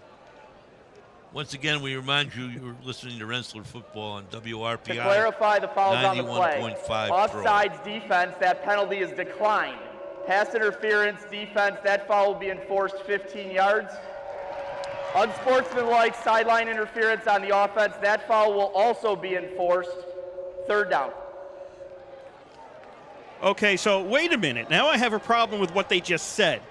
They said the offsides declined, yes. Pass interference accepted, which to me, if you accept that, that's 15 yards and a 1st down, and then unsportsmanlike conduct accepted should be 15 the other way. This should be a 1st down, shouldn't it? The defensive pass interference results in an automatic 1st down. Yes. That's correct.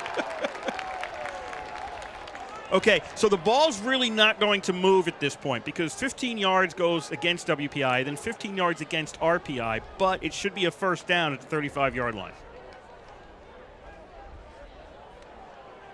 Now the other coach is out with the Well, the other coaches out there are saying, hey, wait a minute, this is going to be 3rd and 8 at the 35, not 1st and 10 at the 35. So what's going on here? By the way, that's Chris Robertson, the head coach for WPI. That's what he's wondering. He's like, I wanted 3rd and 8, not 1st and 10.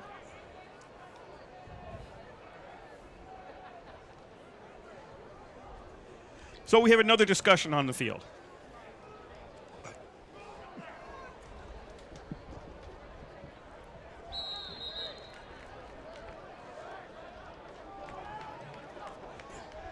So they are straightening out the yard markers on the far side of the field,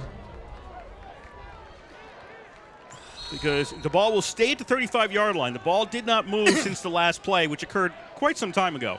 But it will be a first down for RPI at their own 35. 19-14, RPI leads. 8:29 to go here in the third quarter.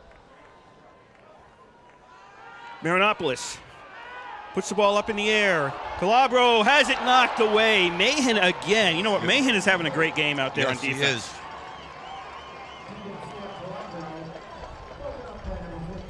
Mahan's knocked about 3 or 4 passes down today.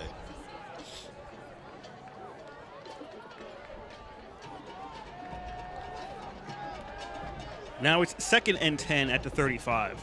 RPI is just not in that crisp play running mode that they were in the first half. This is their second possession of this second half. Cella on the straight-ahead run gets to the 37.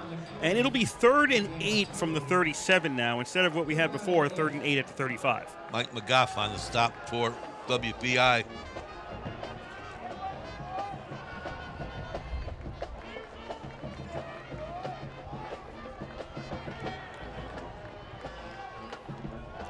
Third down and 8. Marinopolis throws short, but this should be, well, maybe, yes. Davies is going to get a first down as he's pushed forward on the tackle. He got to the 49, and then he got tackled forward, and they'll say he's down at the 50. That's enough for a first down. Number 51, Nick Ostrowski. First guy there for WPI. Marinopolis low snap as RPI 1st and 10 at the 50. Rolls out, and now he's going to throw the ball away. Throws it into the RPI sidelines on first down. Everybody covered. 7:32 to go here, third quarter. RPI 19, WPI 14.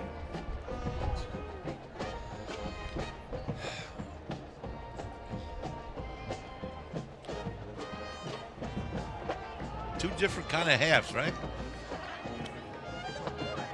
Very much so. Yeah, this is only RPI's second possession of this half. The first one they turned it over inside their own 10.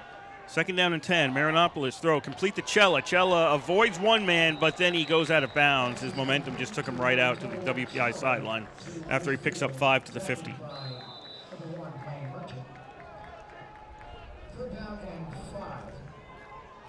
That makes it 3rd and 5 for RPI. Well, they're using Cella a lot today. The other backs doesn't seem like they're using her much at all. 3 receivers left, 1 right. Cella in the backfield for Marinopolis. Delayed handoff to Cella, fools absolutely nobody, and that's going to be a loss of 4 yards. Kirkatch was in the backfield and just grabbed Cella and put him down. Somebody's hurt here for RPI. We will have a timeout on the field to attend to the injured player. 6:53 to go, third quarter. RPI leads WPI 19-14.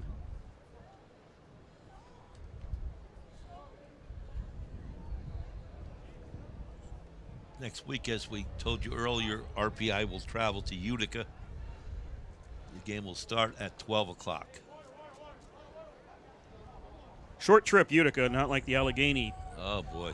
That was quite a trip. Almost 7 hours. You're invited to join the club. It's easy. Purchase any 10 ice cream treats from our tip counter and receive 1 free. All you need is a punch card. The Allegheny trip did have the virtue of being almost entirely on the interstate. That's true. It wasn't side roads or anything. It was interstate pretty much all the way. Yeah, it's hard. It was hard to get lost. Yeah, it's good. Yeah, it's a good way to put it. Yes.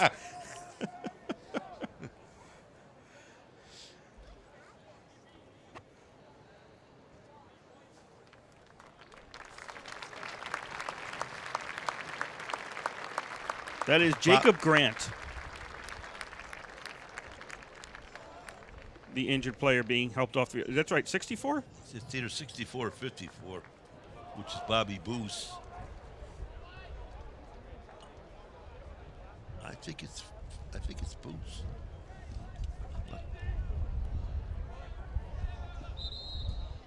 Well, hopefully they'll turn him around. Let's see the back.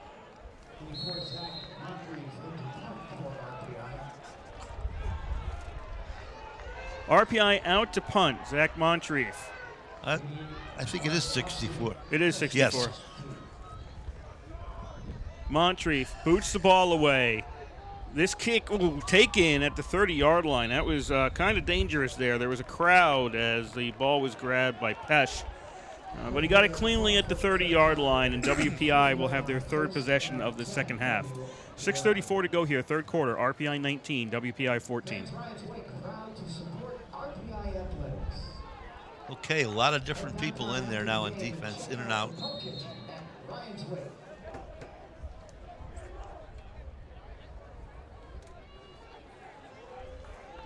First and 10, WPI at their own 30.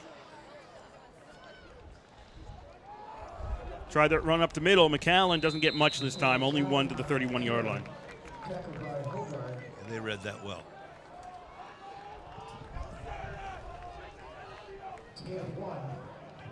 Second down and 9. I believe the first guy there was number 50 for RPI, Jack Fallon. Second and 9 at the 31. RPI leading by 5. WPI with the ball. Nyland dishes it off at the 30, and nice tackle takes Zembeck out of the play at the 33. Number 44 for the Engineers. A real nice tackle. That's Hoggard, linebacker. Hoggard's the one that had 12 tackles last week.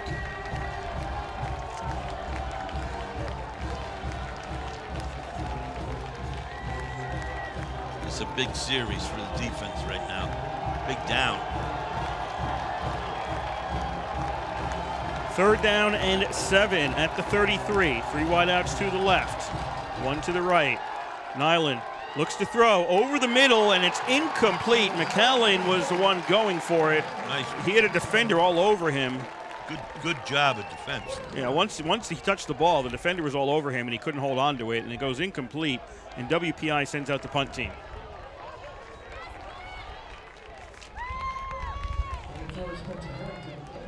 I think it's Watanabe. I think it was Luke Watanabe. 38.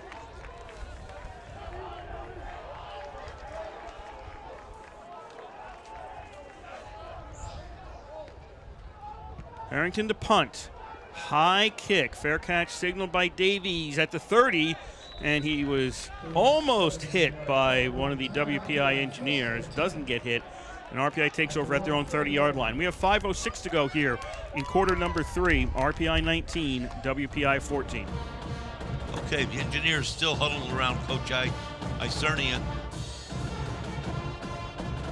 Just haven't been able to put things together in the second half on the first 2 series. A score here would be very big. Got 5:06 to go in the third quarter. First and 10, RPI at their own 30-yard line, up by 5. Chella in the backfield. 3 receivers set, 1 tight end. Pass into flat to Law. Law escapes 1 tackler. Now he gets hit really kind of by his own guy, and he stopped at the 31.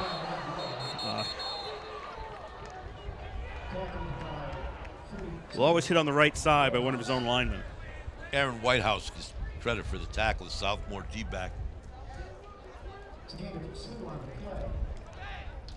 Second down and 8.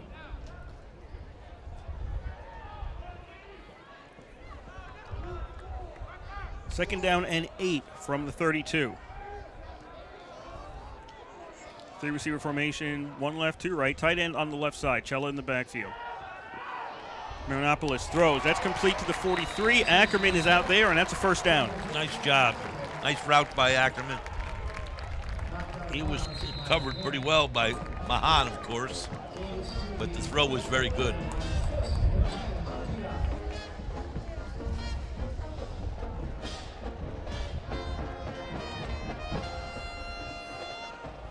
First and 10, RPI at their own 44. 4 minutes to go, quarter number 3. RPI leads by 5. Cella on the carry, straight ahead, falls over one of the defenders, and he's stopped around the 47.5. He stopped by number 51, Nick Ostrowski.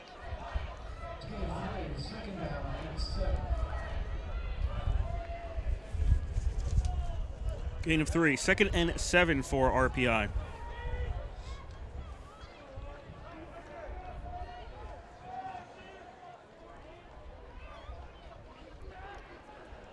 Maronopolis throws and almost picked off in the hands of Mahan at the 35. Should have had the INT. There was a mix-up on that play. Yeah, well, there was a big mix-up on that one. And RPI, that's a wipe your brow. You got lucky on that one. The receiver ran a different route than obviously was called. That was Ackerman, the intended receiver. That went right to Mahan, and he should have had an INT.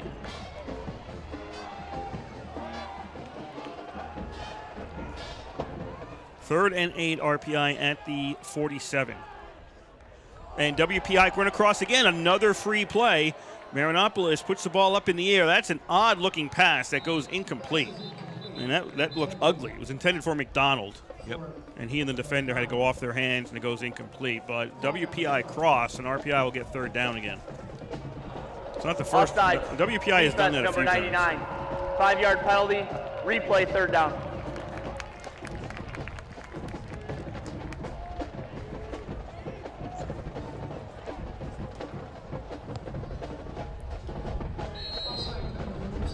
Third and 2 now as the ball moves to the WPI 48-yard line.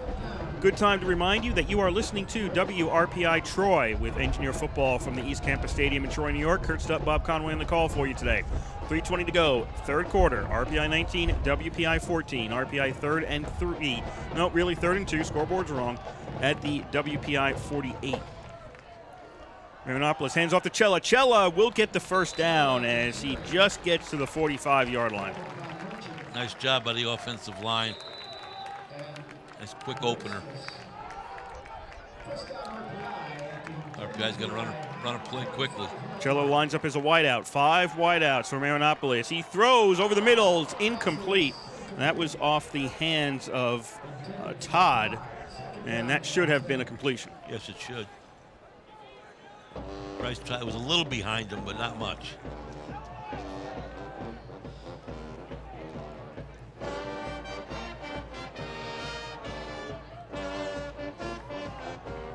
This offense has got to settle down and just grind it out. Cello in the backfield for 2nd and 10. RPI moves, and that'll cost them 5.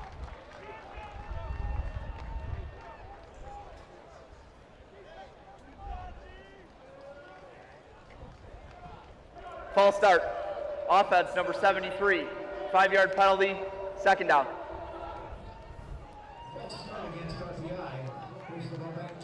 Ball goes back to the 50.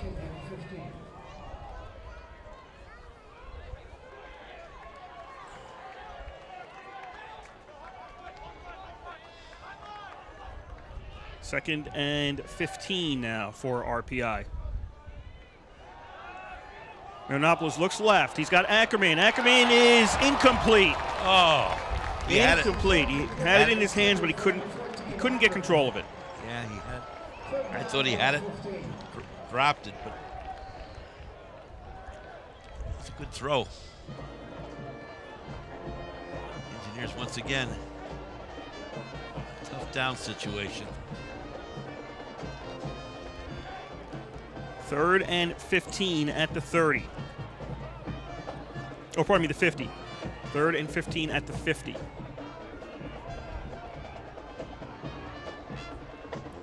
Two receivers each side. Cello in the backfield next to Maronopolis. Maronopolis wants to throw, and tried to dish it off short to Cella, and then it almost got picked off.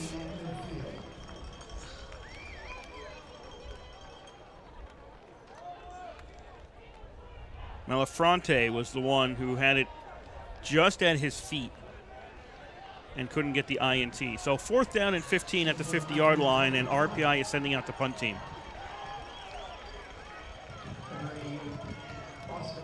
They just can't get it together on offense right now. It's been close, especially that when it was dropped. Moncrief boots it away. Pesh signals fair catch at the 20, and the ball is covered back at the 15-yard line. Pesh never got to it. He had another one of his men ended up covering that at the 15, 16. Say it's a 16. Pesh hit his own guy when he was trying to get the ball. So that caused him problems trying to get there. Then the other guy is the one who covered it. 2:42 to go. Third quarter, RPI 19, WPI 14. Once again, listening to WRPI football, 91.5 Troy.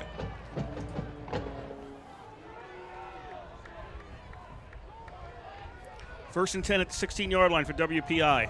Nyland hands off to McAllen and can't find any room up the middle. That was working on one of the drives for WPI, but that seems to have died again. Benatis, one of the guys there, first guy, I think.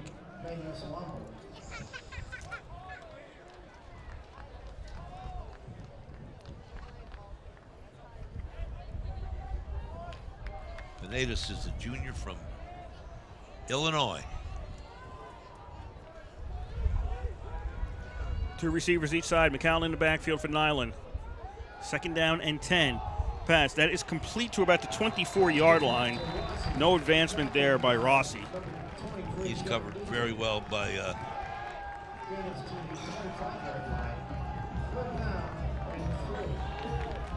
can't see the Stefanski.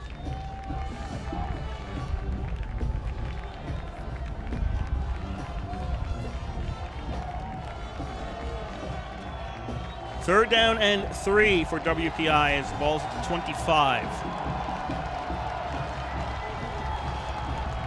Nyland between two backs. Takes the snap. Throws, intercepted by the Engineers, and this will be a touchdown going back the other way. That is Sadak on the INT. RPI leads 25-14. Boy, did they need that play. It was a huge play for the Engineers. Sadak, the linebacker, he threw it right at him. He just stepped up. Nobody touched him.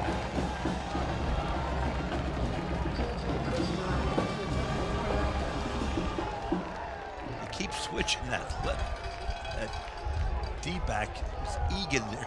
I thought it was Stefanski. He keeps switching sides for some reason. Christian on to try the extra point. He's 1 of 3 today.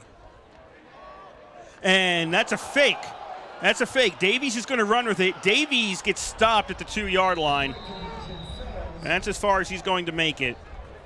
So that was a design. They were trying to get 2 back there.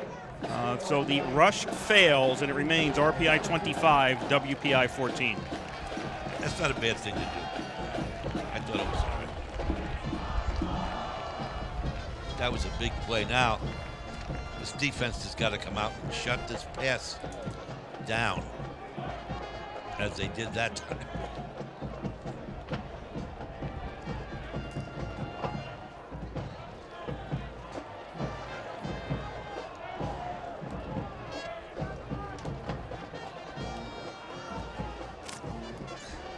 RPI shows you flashes of a real good team on defense almost all the time.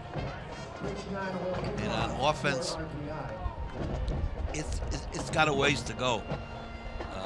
But they're still being successful so far. But it's early in the year, and they got some very good players, and they got some depth.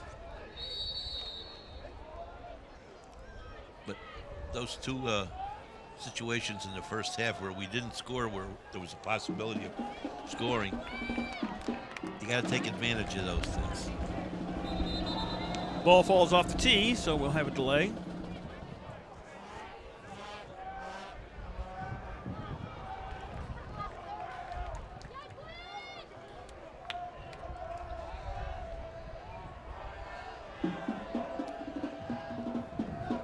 Wind is blowing with WPI in this third quarter. Kind of strong right now, actually. It is. Low kick. Fielded at the 12-yard line. 15, 20, and 22. Nope, 27, pardon me.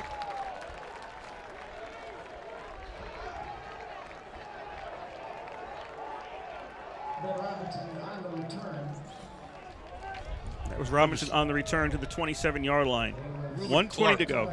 Ruben Clark, a freshman, number 75, on the tackle. I ran into him and his mother and directed him to a building the first day he was here. He's a big young man. WPI 1st and 10 at their own 27. Fake the handoff to McAllen. Nyland takes it off the left side of the line, and he gets to the 30-yard line.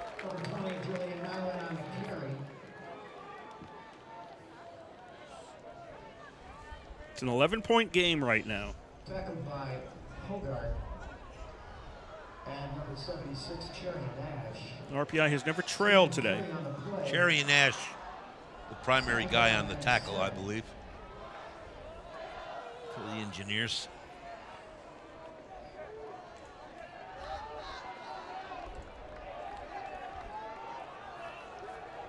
Second down and 7 at the 30 for WPI. Nyland throws, and that's behind the intended receiver. That was Bellion. Intended for Bellion, number 83. It was behind him, went off his arm. And it goes incomplete. It'll be third down and 7.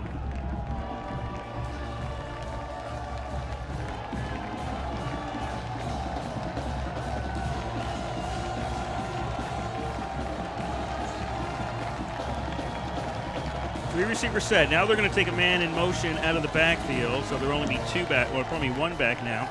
Nyland on 3rd and 7. Looking downfield, under pressure, has to roll out to his right. Points out some things, now throws downfield, and that's incomplete. Intended for Mitchell at about the RPI 35, but it was thrown short. Defense looked like their old self on this series. I think that interception made them a bit gun shy. They were having such success throwing the ball in the third quarter. Long way to go. Harrington out to punt for WPI. Kicks it away.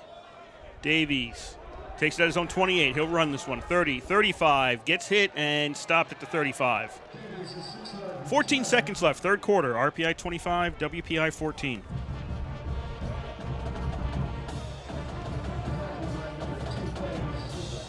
Once again, Blaine Merchant, number 1, on the stop. He is one of the captains. Out of town right now, going into the fourth quarter. Carnegie Mellon 28, Rochester 7.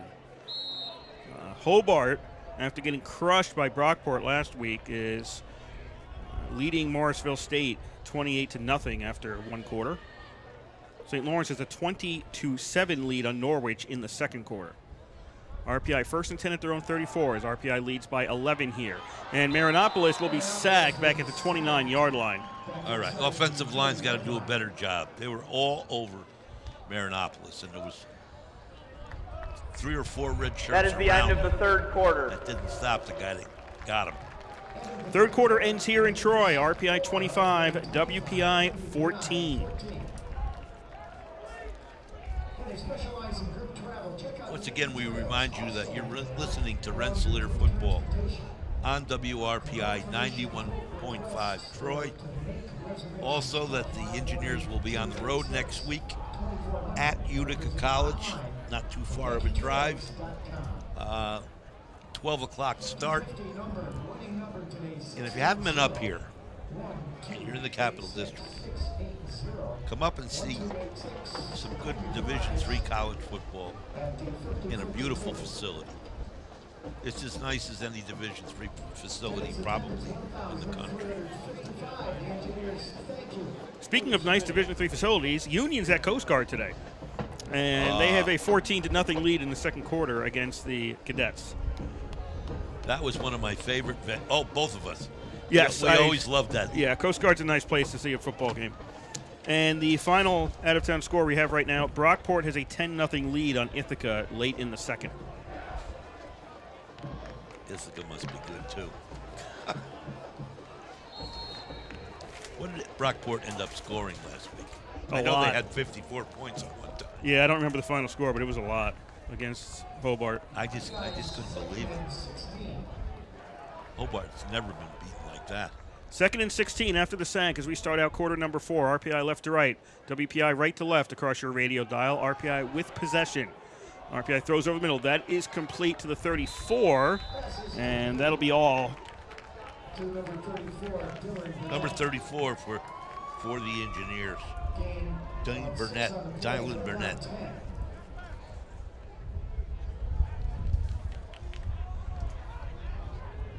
Third down and about 10 for RPI. He is the second freshman running back that coach has told me about.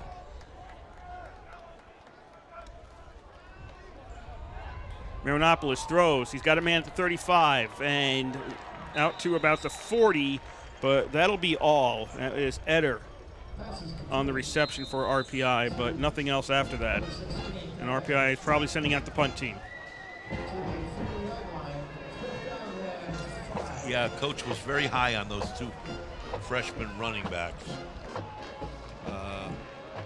Scaglione was one of them, and the one that just caught it was...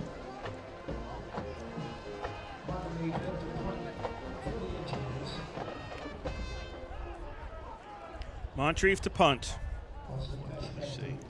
Pesh back to get this. Kick is away. Fair catch. WPI takes it at the 25-yard line. We have 13:45 to go in the fourth quarter. RPI 25, WPI 14. Yeah, the other one was Dylan Biner. No, Burnett, B-U-R-N-E-T. He's a freshman from Hopeville Junction, New York. He's very high on those two running backs. 13:45 to go. WPI needs 2 scores against the wind in this fourth quarter.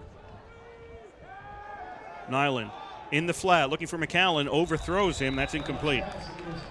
Somebody got hurt for the Engineers. They're limping around. Second down and 10.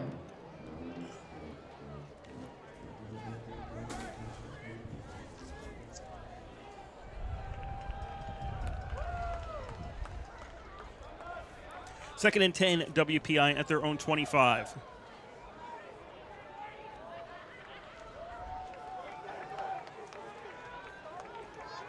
3 receivers left, 1 right. McAllen in the backfield. Nyland wants to throw.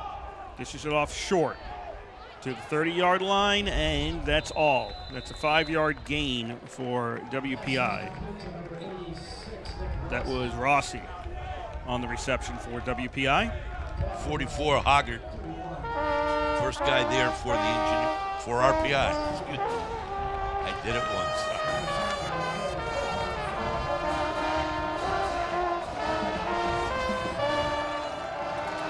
Third and 5 at the 30 for WPI. Crowd's getting into it on third downs the last couple of series.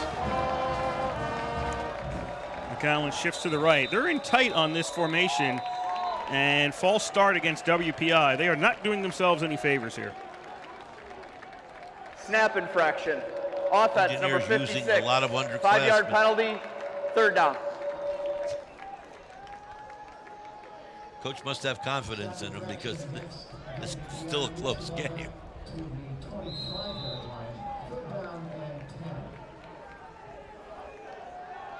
WPI making things a little bit more difficult as it is 3rd and 10.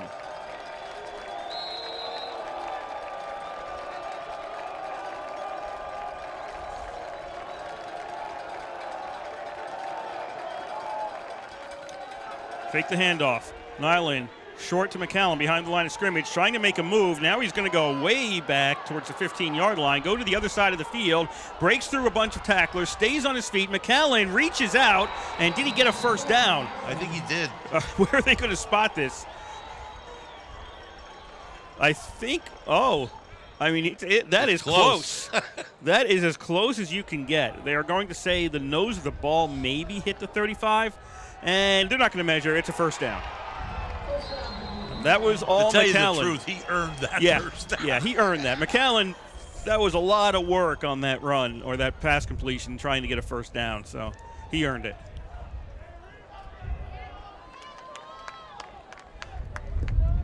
First and 10, WPI at the 35-yard line. 12:15 to go, fourth quarter. RPI up 25-14. And we get whistle again. A whistle.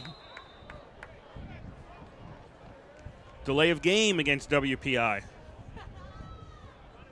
Maybe. Oh, here we go. Referee huddle. We had 3 or 4 of these today. 1 and 2 on one call, and then another one. There's no delay game foul on the play. Okay, so it's a do-over. No penalty on the play. Do it over.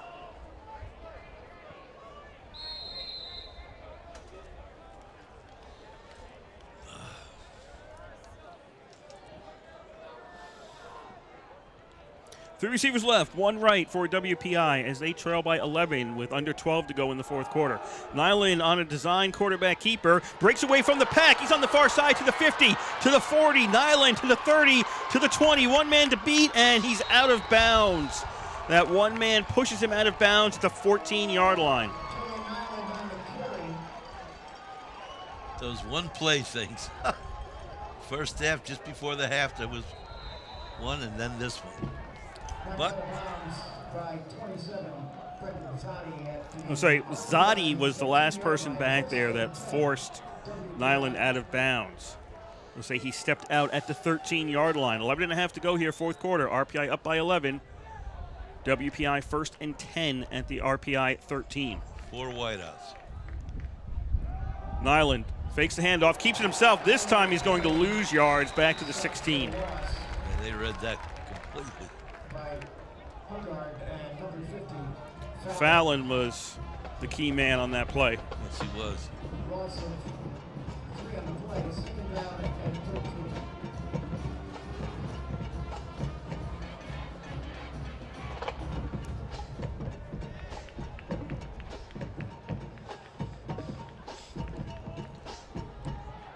Loss on that play makes it, I'm going to say, 2nd and 14. I'm going to disagree with the scoreboard on this one. 2nd and 14. Nyland looking over the middle. Now dishes it off to the side, and it's incomplete. Knocked away by the defense. Looking for a receiver on the right side of the end zone, but the D got in the way first. You think he was trying to knock that away? I would have caught that. Well, I don't think he had a chance to catch it. Oh, okay. I just wondered what you thought. Yeah. He was reaching up as high as he could, so he was just trying to knock it because he could not catch it. Right.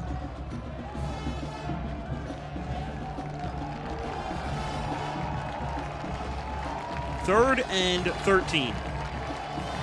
All right, we'll agree on 13. 3rd and 13 for WPI. As we'll have 3 receivers on the left, basically, 1 on the right. McCallum stayed in the block. Nyland rolling out to his left. Nyland looking end zone, intercepted by the Engineers. Picked off in the end zone by Watanabe, and that'll be a touchback, and that ends WPI's drive. That's 2 big plays from Watanabe. One, he had a great tip on a pass coverage just over the middle a couple series ago. He could have easily, he was so close he could have been called for interference, but he didn't. He was clean. Now he has an interception at a time when they were knocking on the door. 10:28 to go, fourth quarter. RPI leads 25-14, and with the touchback, they have the ball at their own 20-yard line. RPI on first down. Marinopoulos looks to throw and overthrows downfield his intended receiver. That was McDonald. Yep. You got to give the defense credit. They buckled down there with that big breakaway run by the quarterback, and they pushed him back on 3 downs before they were intercepted. I think it was 3rd and 13. Yes. 2nd down and 10, RPI. Rush up the middle. Gets about 2 for Cella. Gain of 2 on the play, 3rd down 8. If anything else, RPI just wants to get some clock taken out. Exactly. Number 99, Chef Langford. Freshman D lineman on that tackle. Under 10 to go here in the 4th quarter. RPI up by 11. 3rd and 8 for RPI at their own 22. Marinopoulos has time. Throws and almost picked off. Malafronte had it in his hands, and again, for WPI, that should have been caught. It's unusual. There was 2 guys from WPI right there. And the intended receiver was behind those 2, but they were able to, they should have picked it off.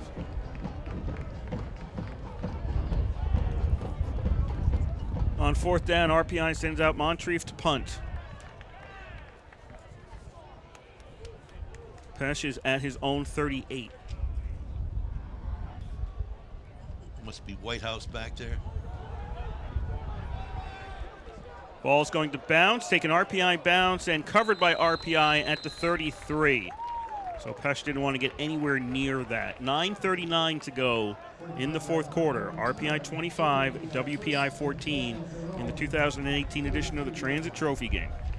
Kyle Samuels down that ball.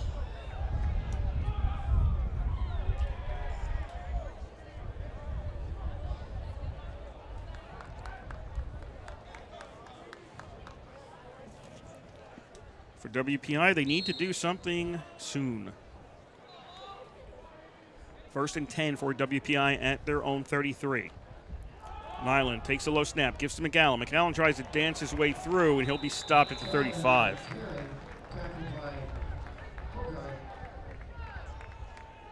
If WPI wants to keep this on the ground, I think RPI does not have a problem with that.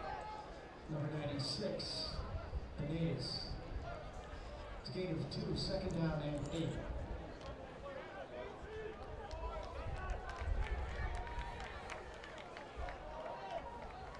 Second down and 8. Low snap. Again, Nyland picks it up. He'll run with it. He's got some room on the left side. Tries to stiff arm a man. That won't work. And now he's pushed out of bounds. And that will be personal fouls against RPI. Now, that was good defensive play, followed by bad defensive play. Fouling was the first guy there for the Engineers.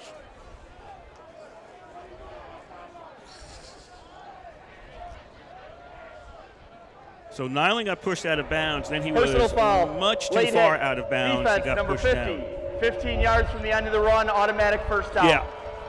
They're already standing amongst all the RPI players when the final push to the ground happens.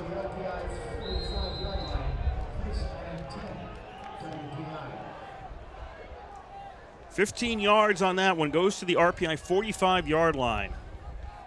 1st and 10 for WPI. 25-14, RPI leads, 8:40 to go here in the 4th quarter. Singles receivers each side. Nyland to McAllen over the middle. Flag comes out. McAllen rushes to the 40, loses the ball out of bounds. But is this even going to count? Either a hold or a block in the back. Holding. Offense, number 77. Yeah, holding against WPI. You know, we have not seen a lot of holding calls today. No, we haven't.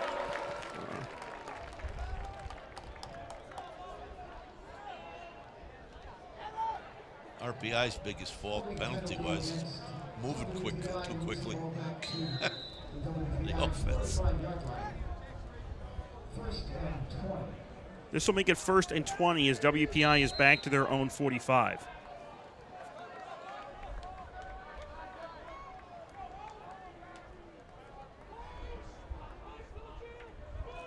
They send the man in motion.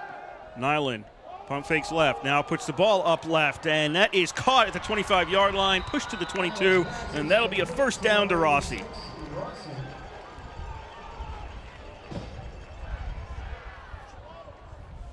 Watanabe was there, but did not stop it. RPI 22, 1st and 10 WPI. 1st and 10 for WPI at the RPI 22-yard line. 8 to go, 4th quarter. RPI 25, WPI 14. One receiver left, 2 right. That's Rossi who got that pass, alone on the left right now. McCallum in the backfield. He'll pitch to McCallum. McCallum to the 25. McCallum stopped.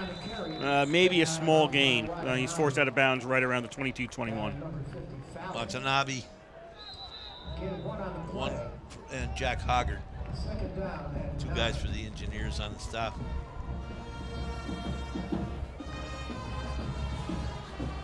They have him out at the 21. Second and 9 for WPI. 3 receivers to the right. Rossi alone on the left. McCallum in the backfield. Nyland shotgun. Keeps it himself. Nyland's going to get caught at the 19. That really didn't fool anybody. They've run the Nyland keeper quite a number of times in this second half.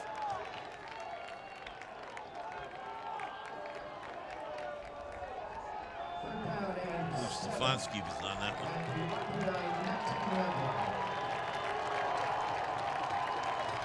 And the big 3rd down. 3rd and 7. 6-ish. Around 6. Nyland is looking left. Doesn't have anybody open. Now just tries to shovel past that away, and it goes incomplete. Now a flag comes out. I think they were talking about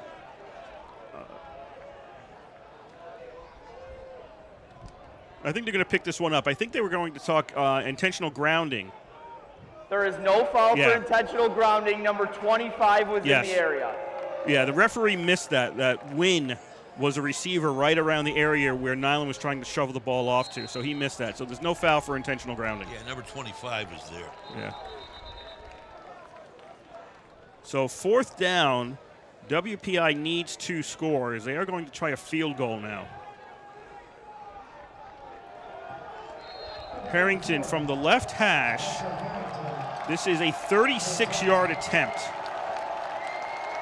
to pull to within 8.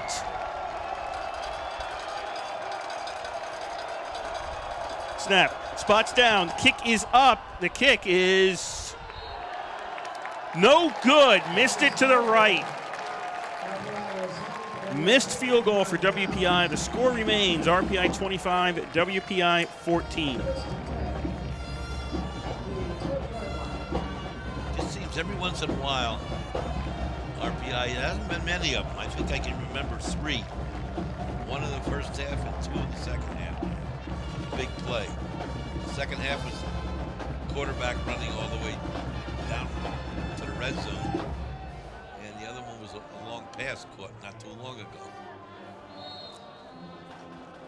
6:35 to go. 25-14, RPI leads. They take over 1st and 10 at the 20. Line of scrimmage was just inside the 20, so the ball gets moved to the 20 by rule. And Cella on 1st down makes it to the 25-yard line.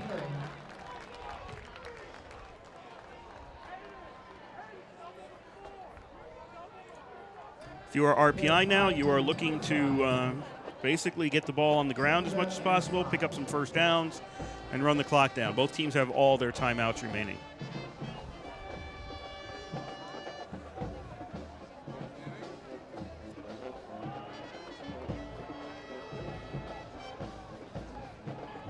Second and 5, RPI at their own 25. Give us to Cella. Cella goes right and gets tied up with the line, and he's stopped for no gain. Clock still running, 5:45 to go in the 4th quarter. Tackled by number 51 on Strauski. Number 51. Let's get him 1. For WPI on the tackle. 4.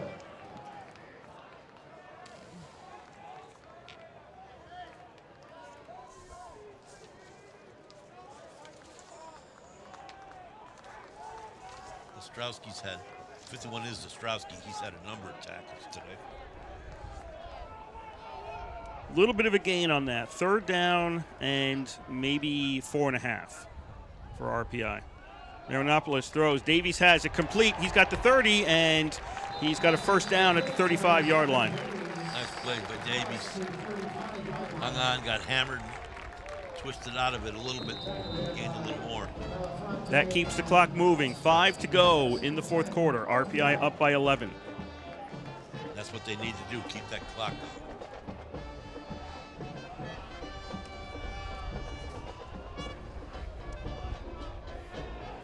1st and 10, RPI at their own 36. Running that play clock down. It's under 10 to go. Cella takes the carry. Cella pushes ahead, and he'll make it maybe near the 40, somewhere between the 39 and the 40. They finally blow this play dead. If he gets to 40, that's a favorable spot because I don't think he made it to 39.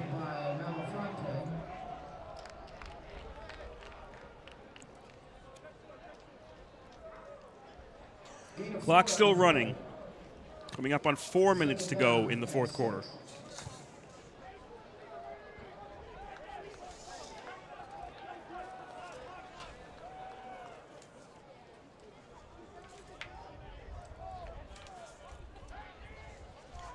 Engineers send a man in motion.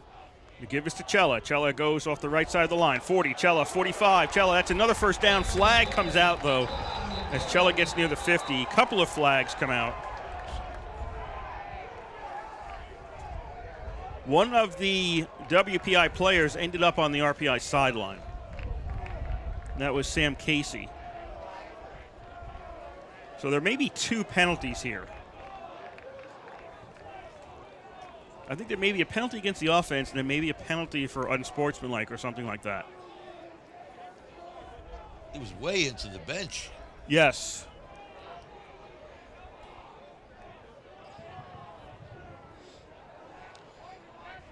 Fouls, both by the offense.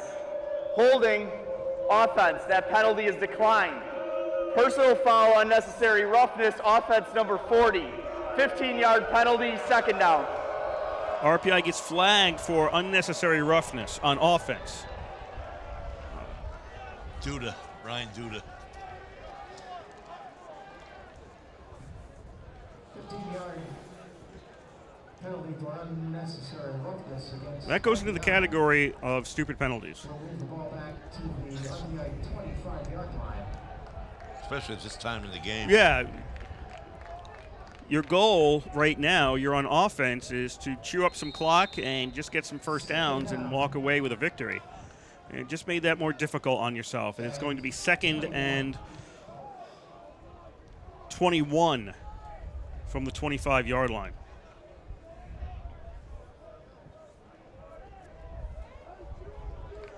Clock is running. 3:20 to go in today's game.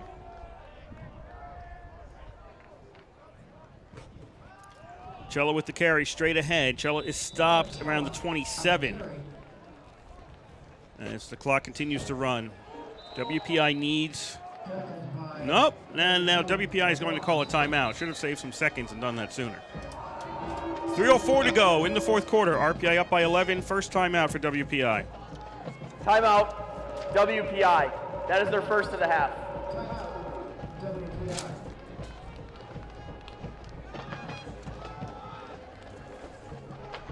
Last tackle again was Ostrowski. He's been all over lately. I know after three quarters he had about 8 tackles. Carnegie Mellon defeated Rochester 31-7. It's been a tough road for Rochester lately in football. Hobart has a 52-10 lead on Morrisville State going into the 4th quarter. St. Lawrence leads Norwich 20-7 in the 3rd quarter. At the half, Brockport 10, Ithaca nothing. And in the second, Union 14, Coast Guard 3.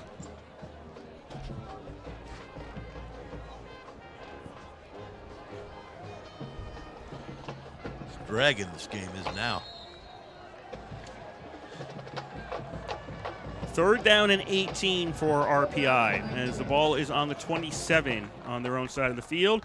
And that's a direct snap to Davies. I don't see Marinopoulos in there at all. Davies is going to make it out to the 33. And RPI had no intention whatsoever of taking any chances trying to get this first down. WPI will take a timeout. That is their second timeout of the half. 2:56 left to go in today's game. When we get back to action, RPI will be sending out the punt team.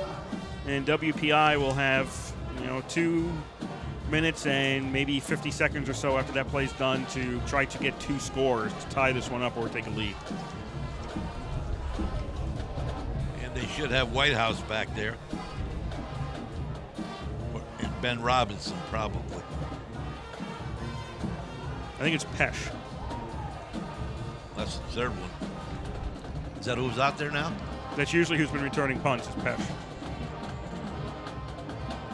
They got him right. We're third here in 2 weeks.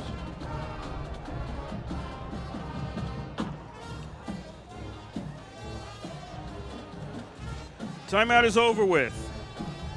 Moncrief heads out onto the field for RPI to punt this ball away.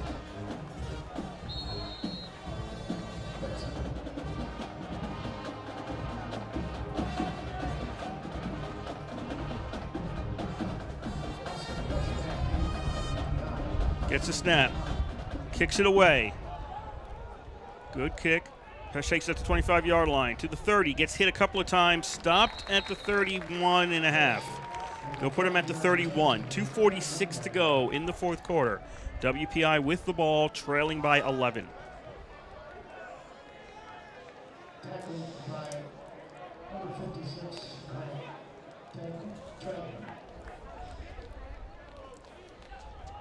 Engineers with another non-league game next week.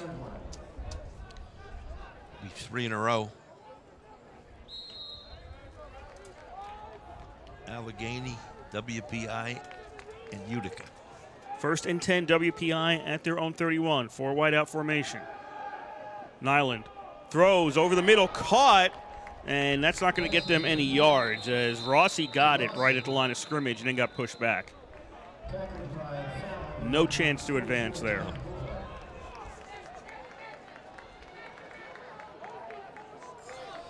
WPI quickly to the line as the clock is running. Only one timeout left for WPI. 2:20 to go in the fourth quarter. WPI trailing by 11. Pass in the flat, complete to McAllen to the 30. McAllen out of bounds at the 33. Make it to 34. That was second down. It'll be 3rd and 7 as the clock starts up again. 2:10 left to go in the fourth quarter. Defense sure wants to shut them down before the end of this game. 3 receivers left, 1 right. 3rd and 7 at the 34. Nyland throws right as he was getting hit, and that is incomplete.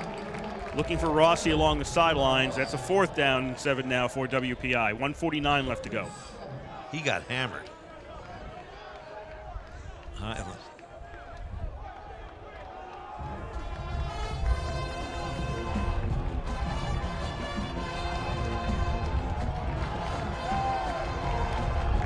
Fourth and 7 for WPI. 2 receivers each side. Nyland looking left, now looking right, dishes it off short for McAllen. McAllen will get the first down, stays on his feet, still on his feet, breaks a couple of tackles, and is out of bounds at the 50.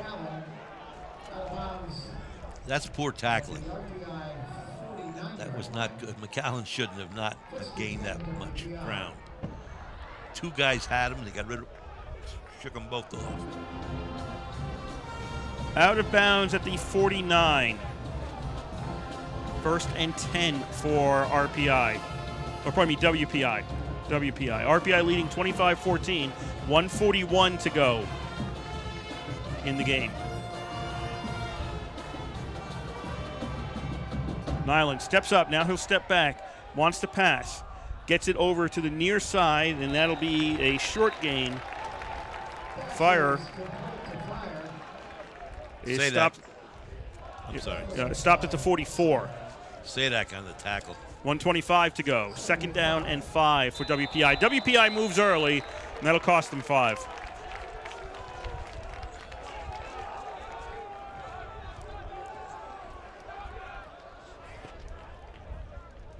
Start. Offense, number 71. 5-yard penalty, 2nd down. Against WPI, moves the ball back to the 49. 2nd down and 10 for WPI after the -5, and that'll be a sack. Nyland goes down. Dorsey gets him at the 45-yard line. That's right. 1 minute to go in the 4th quarter here in Troy. RPI up by 11. And RPI is going to take a timeout. Timeout, RPI. That is their first of the half. They only had 10 guys on the field. Oh. Yeah, that'll do it. 59 seconds left as RPI takes the timeout. Yeah, I'm pretty sure they only had 10 guys out there. Well, for the last time, folks, we'll remind you that you are listening to Rensselaer Football on WRPI 91.5 Troy. That it is 59 seconds to go in the game. RPI 25, WPI 14. Next week, RPI travels to Utica for a 12 o'clock start against Utica College.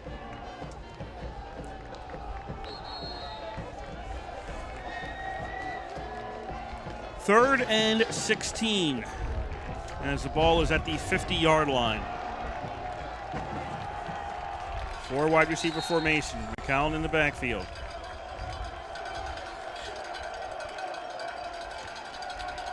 Nyland looks along the sidelines, and that's intercepted and should go right to the ground. Finally, he'll be tackled. That was 26. Giasola. He probably should have gone to the ground sooner. You don't want to risk fumbling that ball. Just go to the ground and let your offense take care of things. So WPI intercepted with 51 seconds left and trailing by 11, and with only 1 timeout left. That is basically going to do it for today's game. Andre Giasolis is a junior D-back from Miami, Florida, and I'm sure that's a big one for him.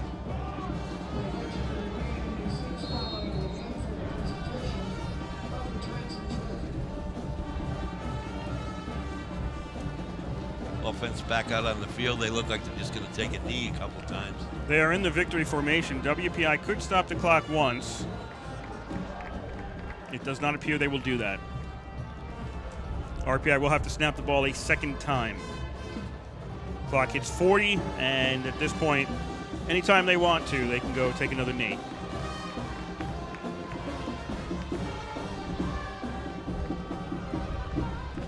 Another snap, another knee, and that will be it as Marinopoulos gives the ball over to the umpire. There will be no more action in today's game. In 20 seconds, it will be official that RPI maintains possession of the Transit Trophy. A game that RPI never trailed. There were no lead changes. RPI took the lead and stayed in the lead the rest of the way. The one stat, if you're an RPI fan, that doesn't look good is that the offense scored no points in the second half. And the defense, I thought, played very well most of the game. They did have 3 plays. 2 passes, long passes completed, and the quarterback with a long run. Other than that, I thought they did a really good job in some tough situations. In the red zone, holding them a couple times. The offense, I still think it's not as sharp as it needs to be. George Marinopoulos had a good day, I believe, in general. Let me see what he did.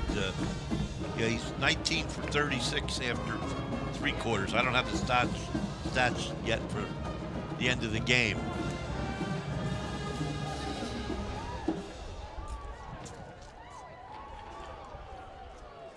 But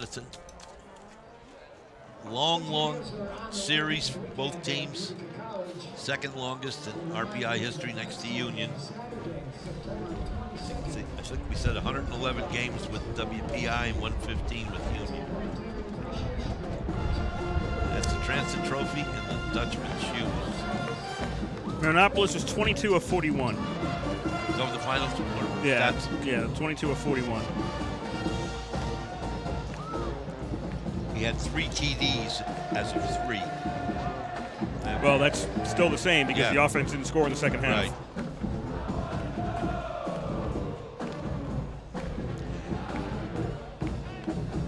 So I think my takeaway on this one is that the offense didn't score in the second half in a very tight game.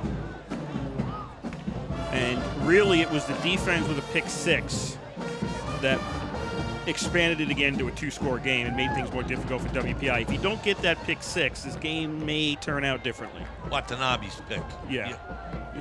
If that goes the other way, this game might turn out differently because WPI is playing different, only down by 1 score.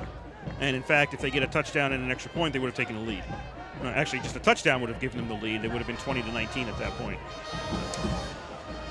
So, in my opinion, that's really the key play of the game was that interception by Watanabe, which gives it a 2-score lead and puts WPI with their backs to the wall. As the teams are on the field right now, they'll get the trophy presentation relatively shortly. And before we head out of here, let me run down the scoring in today's game. As I mentioned, RPI never trailed in today's game. They were the first team to score, and once they got the lead, they kept it. 9:35 left to go in the first quarter. It was Davies with a 4-yard pass from Marinopolis. Christian's kick made it 7-0 in RPI's favor. And then 7:29 to go in the first. Smith with a 10-yard pass from Marinopolis. The kick failed, made it 13-0 in favor of RPI. That was the score after 1 quarter. In the second quarter, RPI made it a 3-score lead. Smith getting a 4-yard pass from Marinopolis. The kick again failed and made it 19-0 at RPI at that point with 4:25 to go in the second. And then with 1:19 to go in the first half, McCallum with a 1-yard run for WPI. Harrington's kick closed the gap, and they went into the locker room at halftime with RPI leading 19-7 over WPI. In the third quarter, WPI scored first. McCallum with a 2-yard run with 9:14 to go in the third quarter. Harrington's kick closed the gap and made it a 5-point game. That was an 8-second drive after RPI turned the ball over. It was 19-14 in RPI's favor at that point. The final score in the third quarter, and the game actually, with 1:24 to go in that quarter, Sadak it was Sadak giving the 28-yard interception return to. Yeah, it was Sadak. Yes. We made a mistake earlier. It was Sadak. 28-yard interception return. The rush failed by Davies. It was a fake kick attempt. We did say Sadak. I think we said Watanabe. Watanabe was the interception. Oh, I was talking about the Sadak interception. When I was talking. Okay, so we got a little confused over which interception we were talking about. I was talking about the Sadak interception when we were mentioning the Watanabe interception. Anyway, Sadak's 28-yard interception return with 1:24 to go in the third, and the rush failed, made it 25-14 in RPI's favor. There would be no scoring in quarter number 4, and it would be a final here at Troy's East Campus Stadium. RPI 25, WPI 14. RPI maintains possession of the Transit Trophy. With that win, RPI improves to 2-0 on the season. With the loss, WPI falls to 1-1. RPI is off to play Utica next Saturday at noon. For their next game, for WPI, they are at Becker College at 3 o'clock next Saturday for their next action before they go into league action for the rest of the season. So this is the second of their 3 non-league games for the WPI Engineers. So that's your scoring and your rundown in today's game. Your Engineers of the game? Well, I only have 3 quarters of the games in terms of stats. But offensively, Nick Cella had a number of carries. He had 19 carries after 3. Cella finished 24 for 77 yards, or net 70 yards, pardon me. Okay. You got these on the computer. They didn't deliver them to us yet. George Marinopolis, he went 22 for 41. 22 of 41. And he had 3 TDs, along a 29. Something to watch there, though. He was sacked 4 times. And I believe Connor Davies, once again, had a very good game. He had 5 catches for 48 yards. He finished 6 of 58. Okay. And that would be the offense for me today. The defense, if you're looking at tackles, Fallon and Hoggard both had 6. 10 and 8. Okay, 10 and 8. And what did Watanabe have? 6. Okay, I want to make Watanabe one as well for the key. Well, one key pick, but he had 6 others. So Fallon, Hoggard, Watanabe, Chella, Marinopoulos, and Davies, and that's it. I agree with you. These bad news was that the offense didn't score in the second half. I think that George got reached too many times, 4 times. But the good news is we put points on the board again, 25 points. They could have put more, but they got 25 on the board. The defense only gave up 14, and the defense really were tough at times when they needed to be tough. And I still think that they're improving. They've improved since last week, but they got to improve more going down the schedule, especially when we get in that league. But not a bad game to watch. It got a little chippy or whatever, penalty-wise, in the last part of the game, last quarter. But other than that, it was a good win for the Engineers, and they keep the transit trophy. So that is going to do it for us here at the East Campus Stadium as people are making their way out, and we will be making our way out as well. Shorter ride home today than last week, definitely. Most definitely. Just to run down the out-of-town scoreboard as we know it right now, of course, RPI defeated WPI 25-14 here, and Carnegie Mellon defeated Rochester 31-7. Other Liberty League teams in action today. Fourth quarter, Hobart leads Morrisville State 52-10. St. Lawrence has a 20-7 lead on Norwich in the third. Also in the third, Brockport 13, Ithaca nothing, and at halftime, Union 21, Coast Guard 3. So that's what's going on around the league in terms of non-conference games. Most teams don't get into conference action for a couple more weeks now. Before we get out of here, we would like to thank the Rensselaer Union. They provide the funding for WRPI and all the club-related activity of the Institute, and that includes WRPI's coverage of Engineer football, hockey, and baseball. Also, WRPI is on the World Wide Web. Point your browser to WRPI.org, and you can pick up our broadcast 24 hours a day, 7 days a week.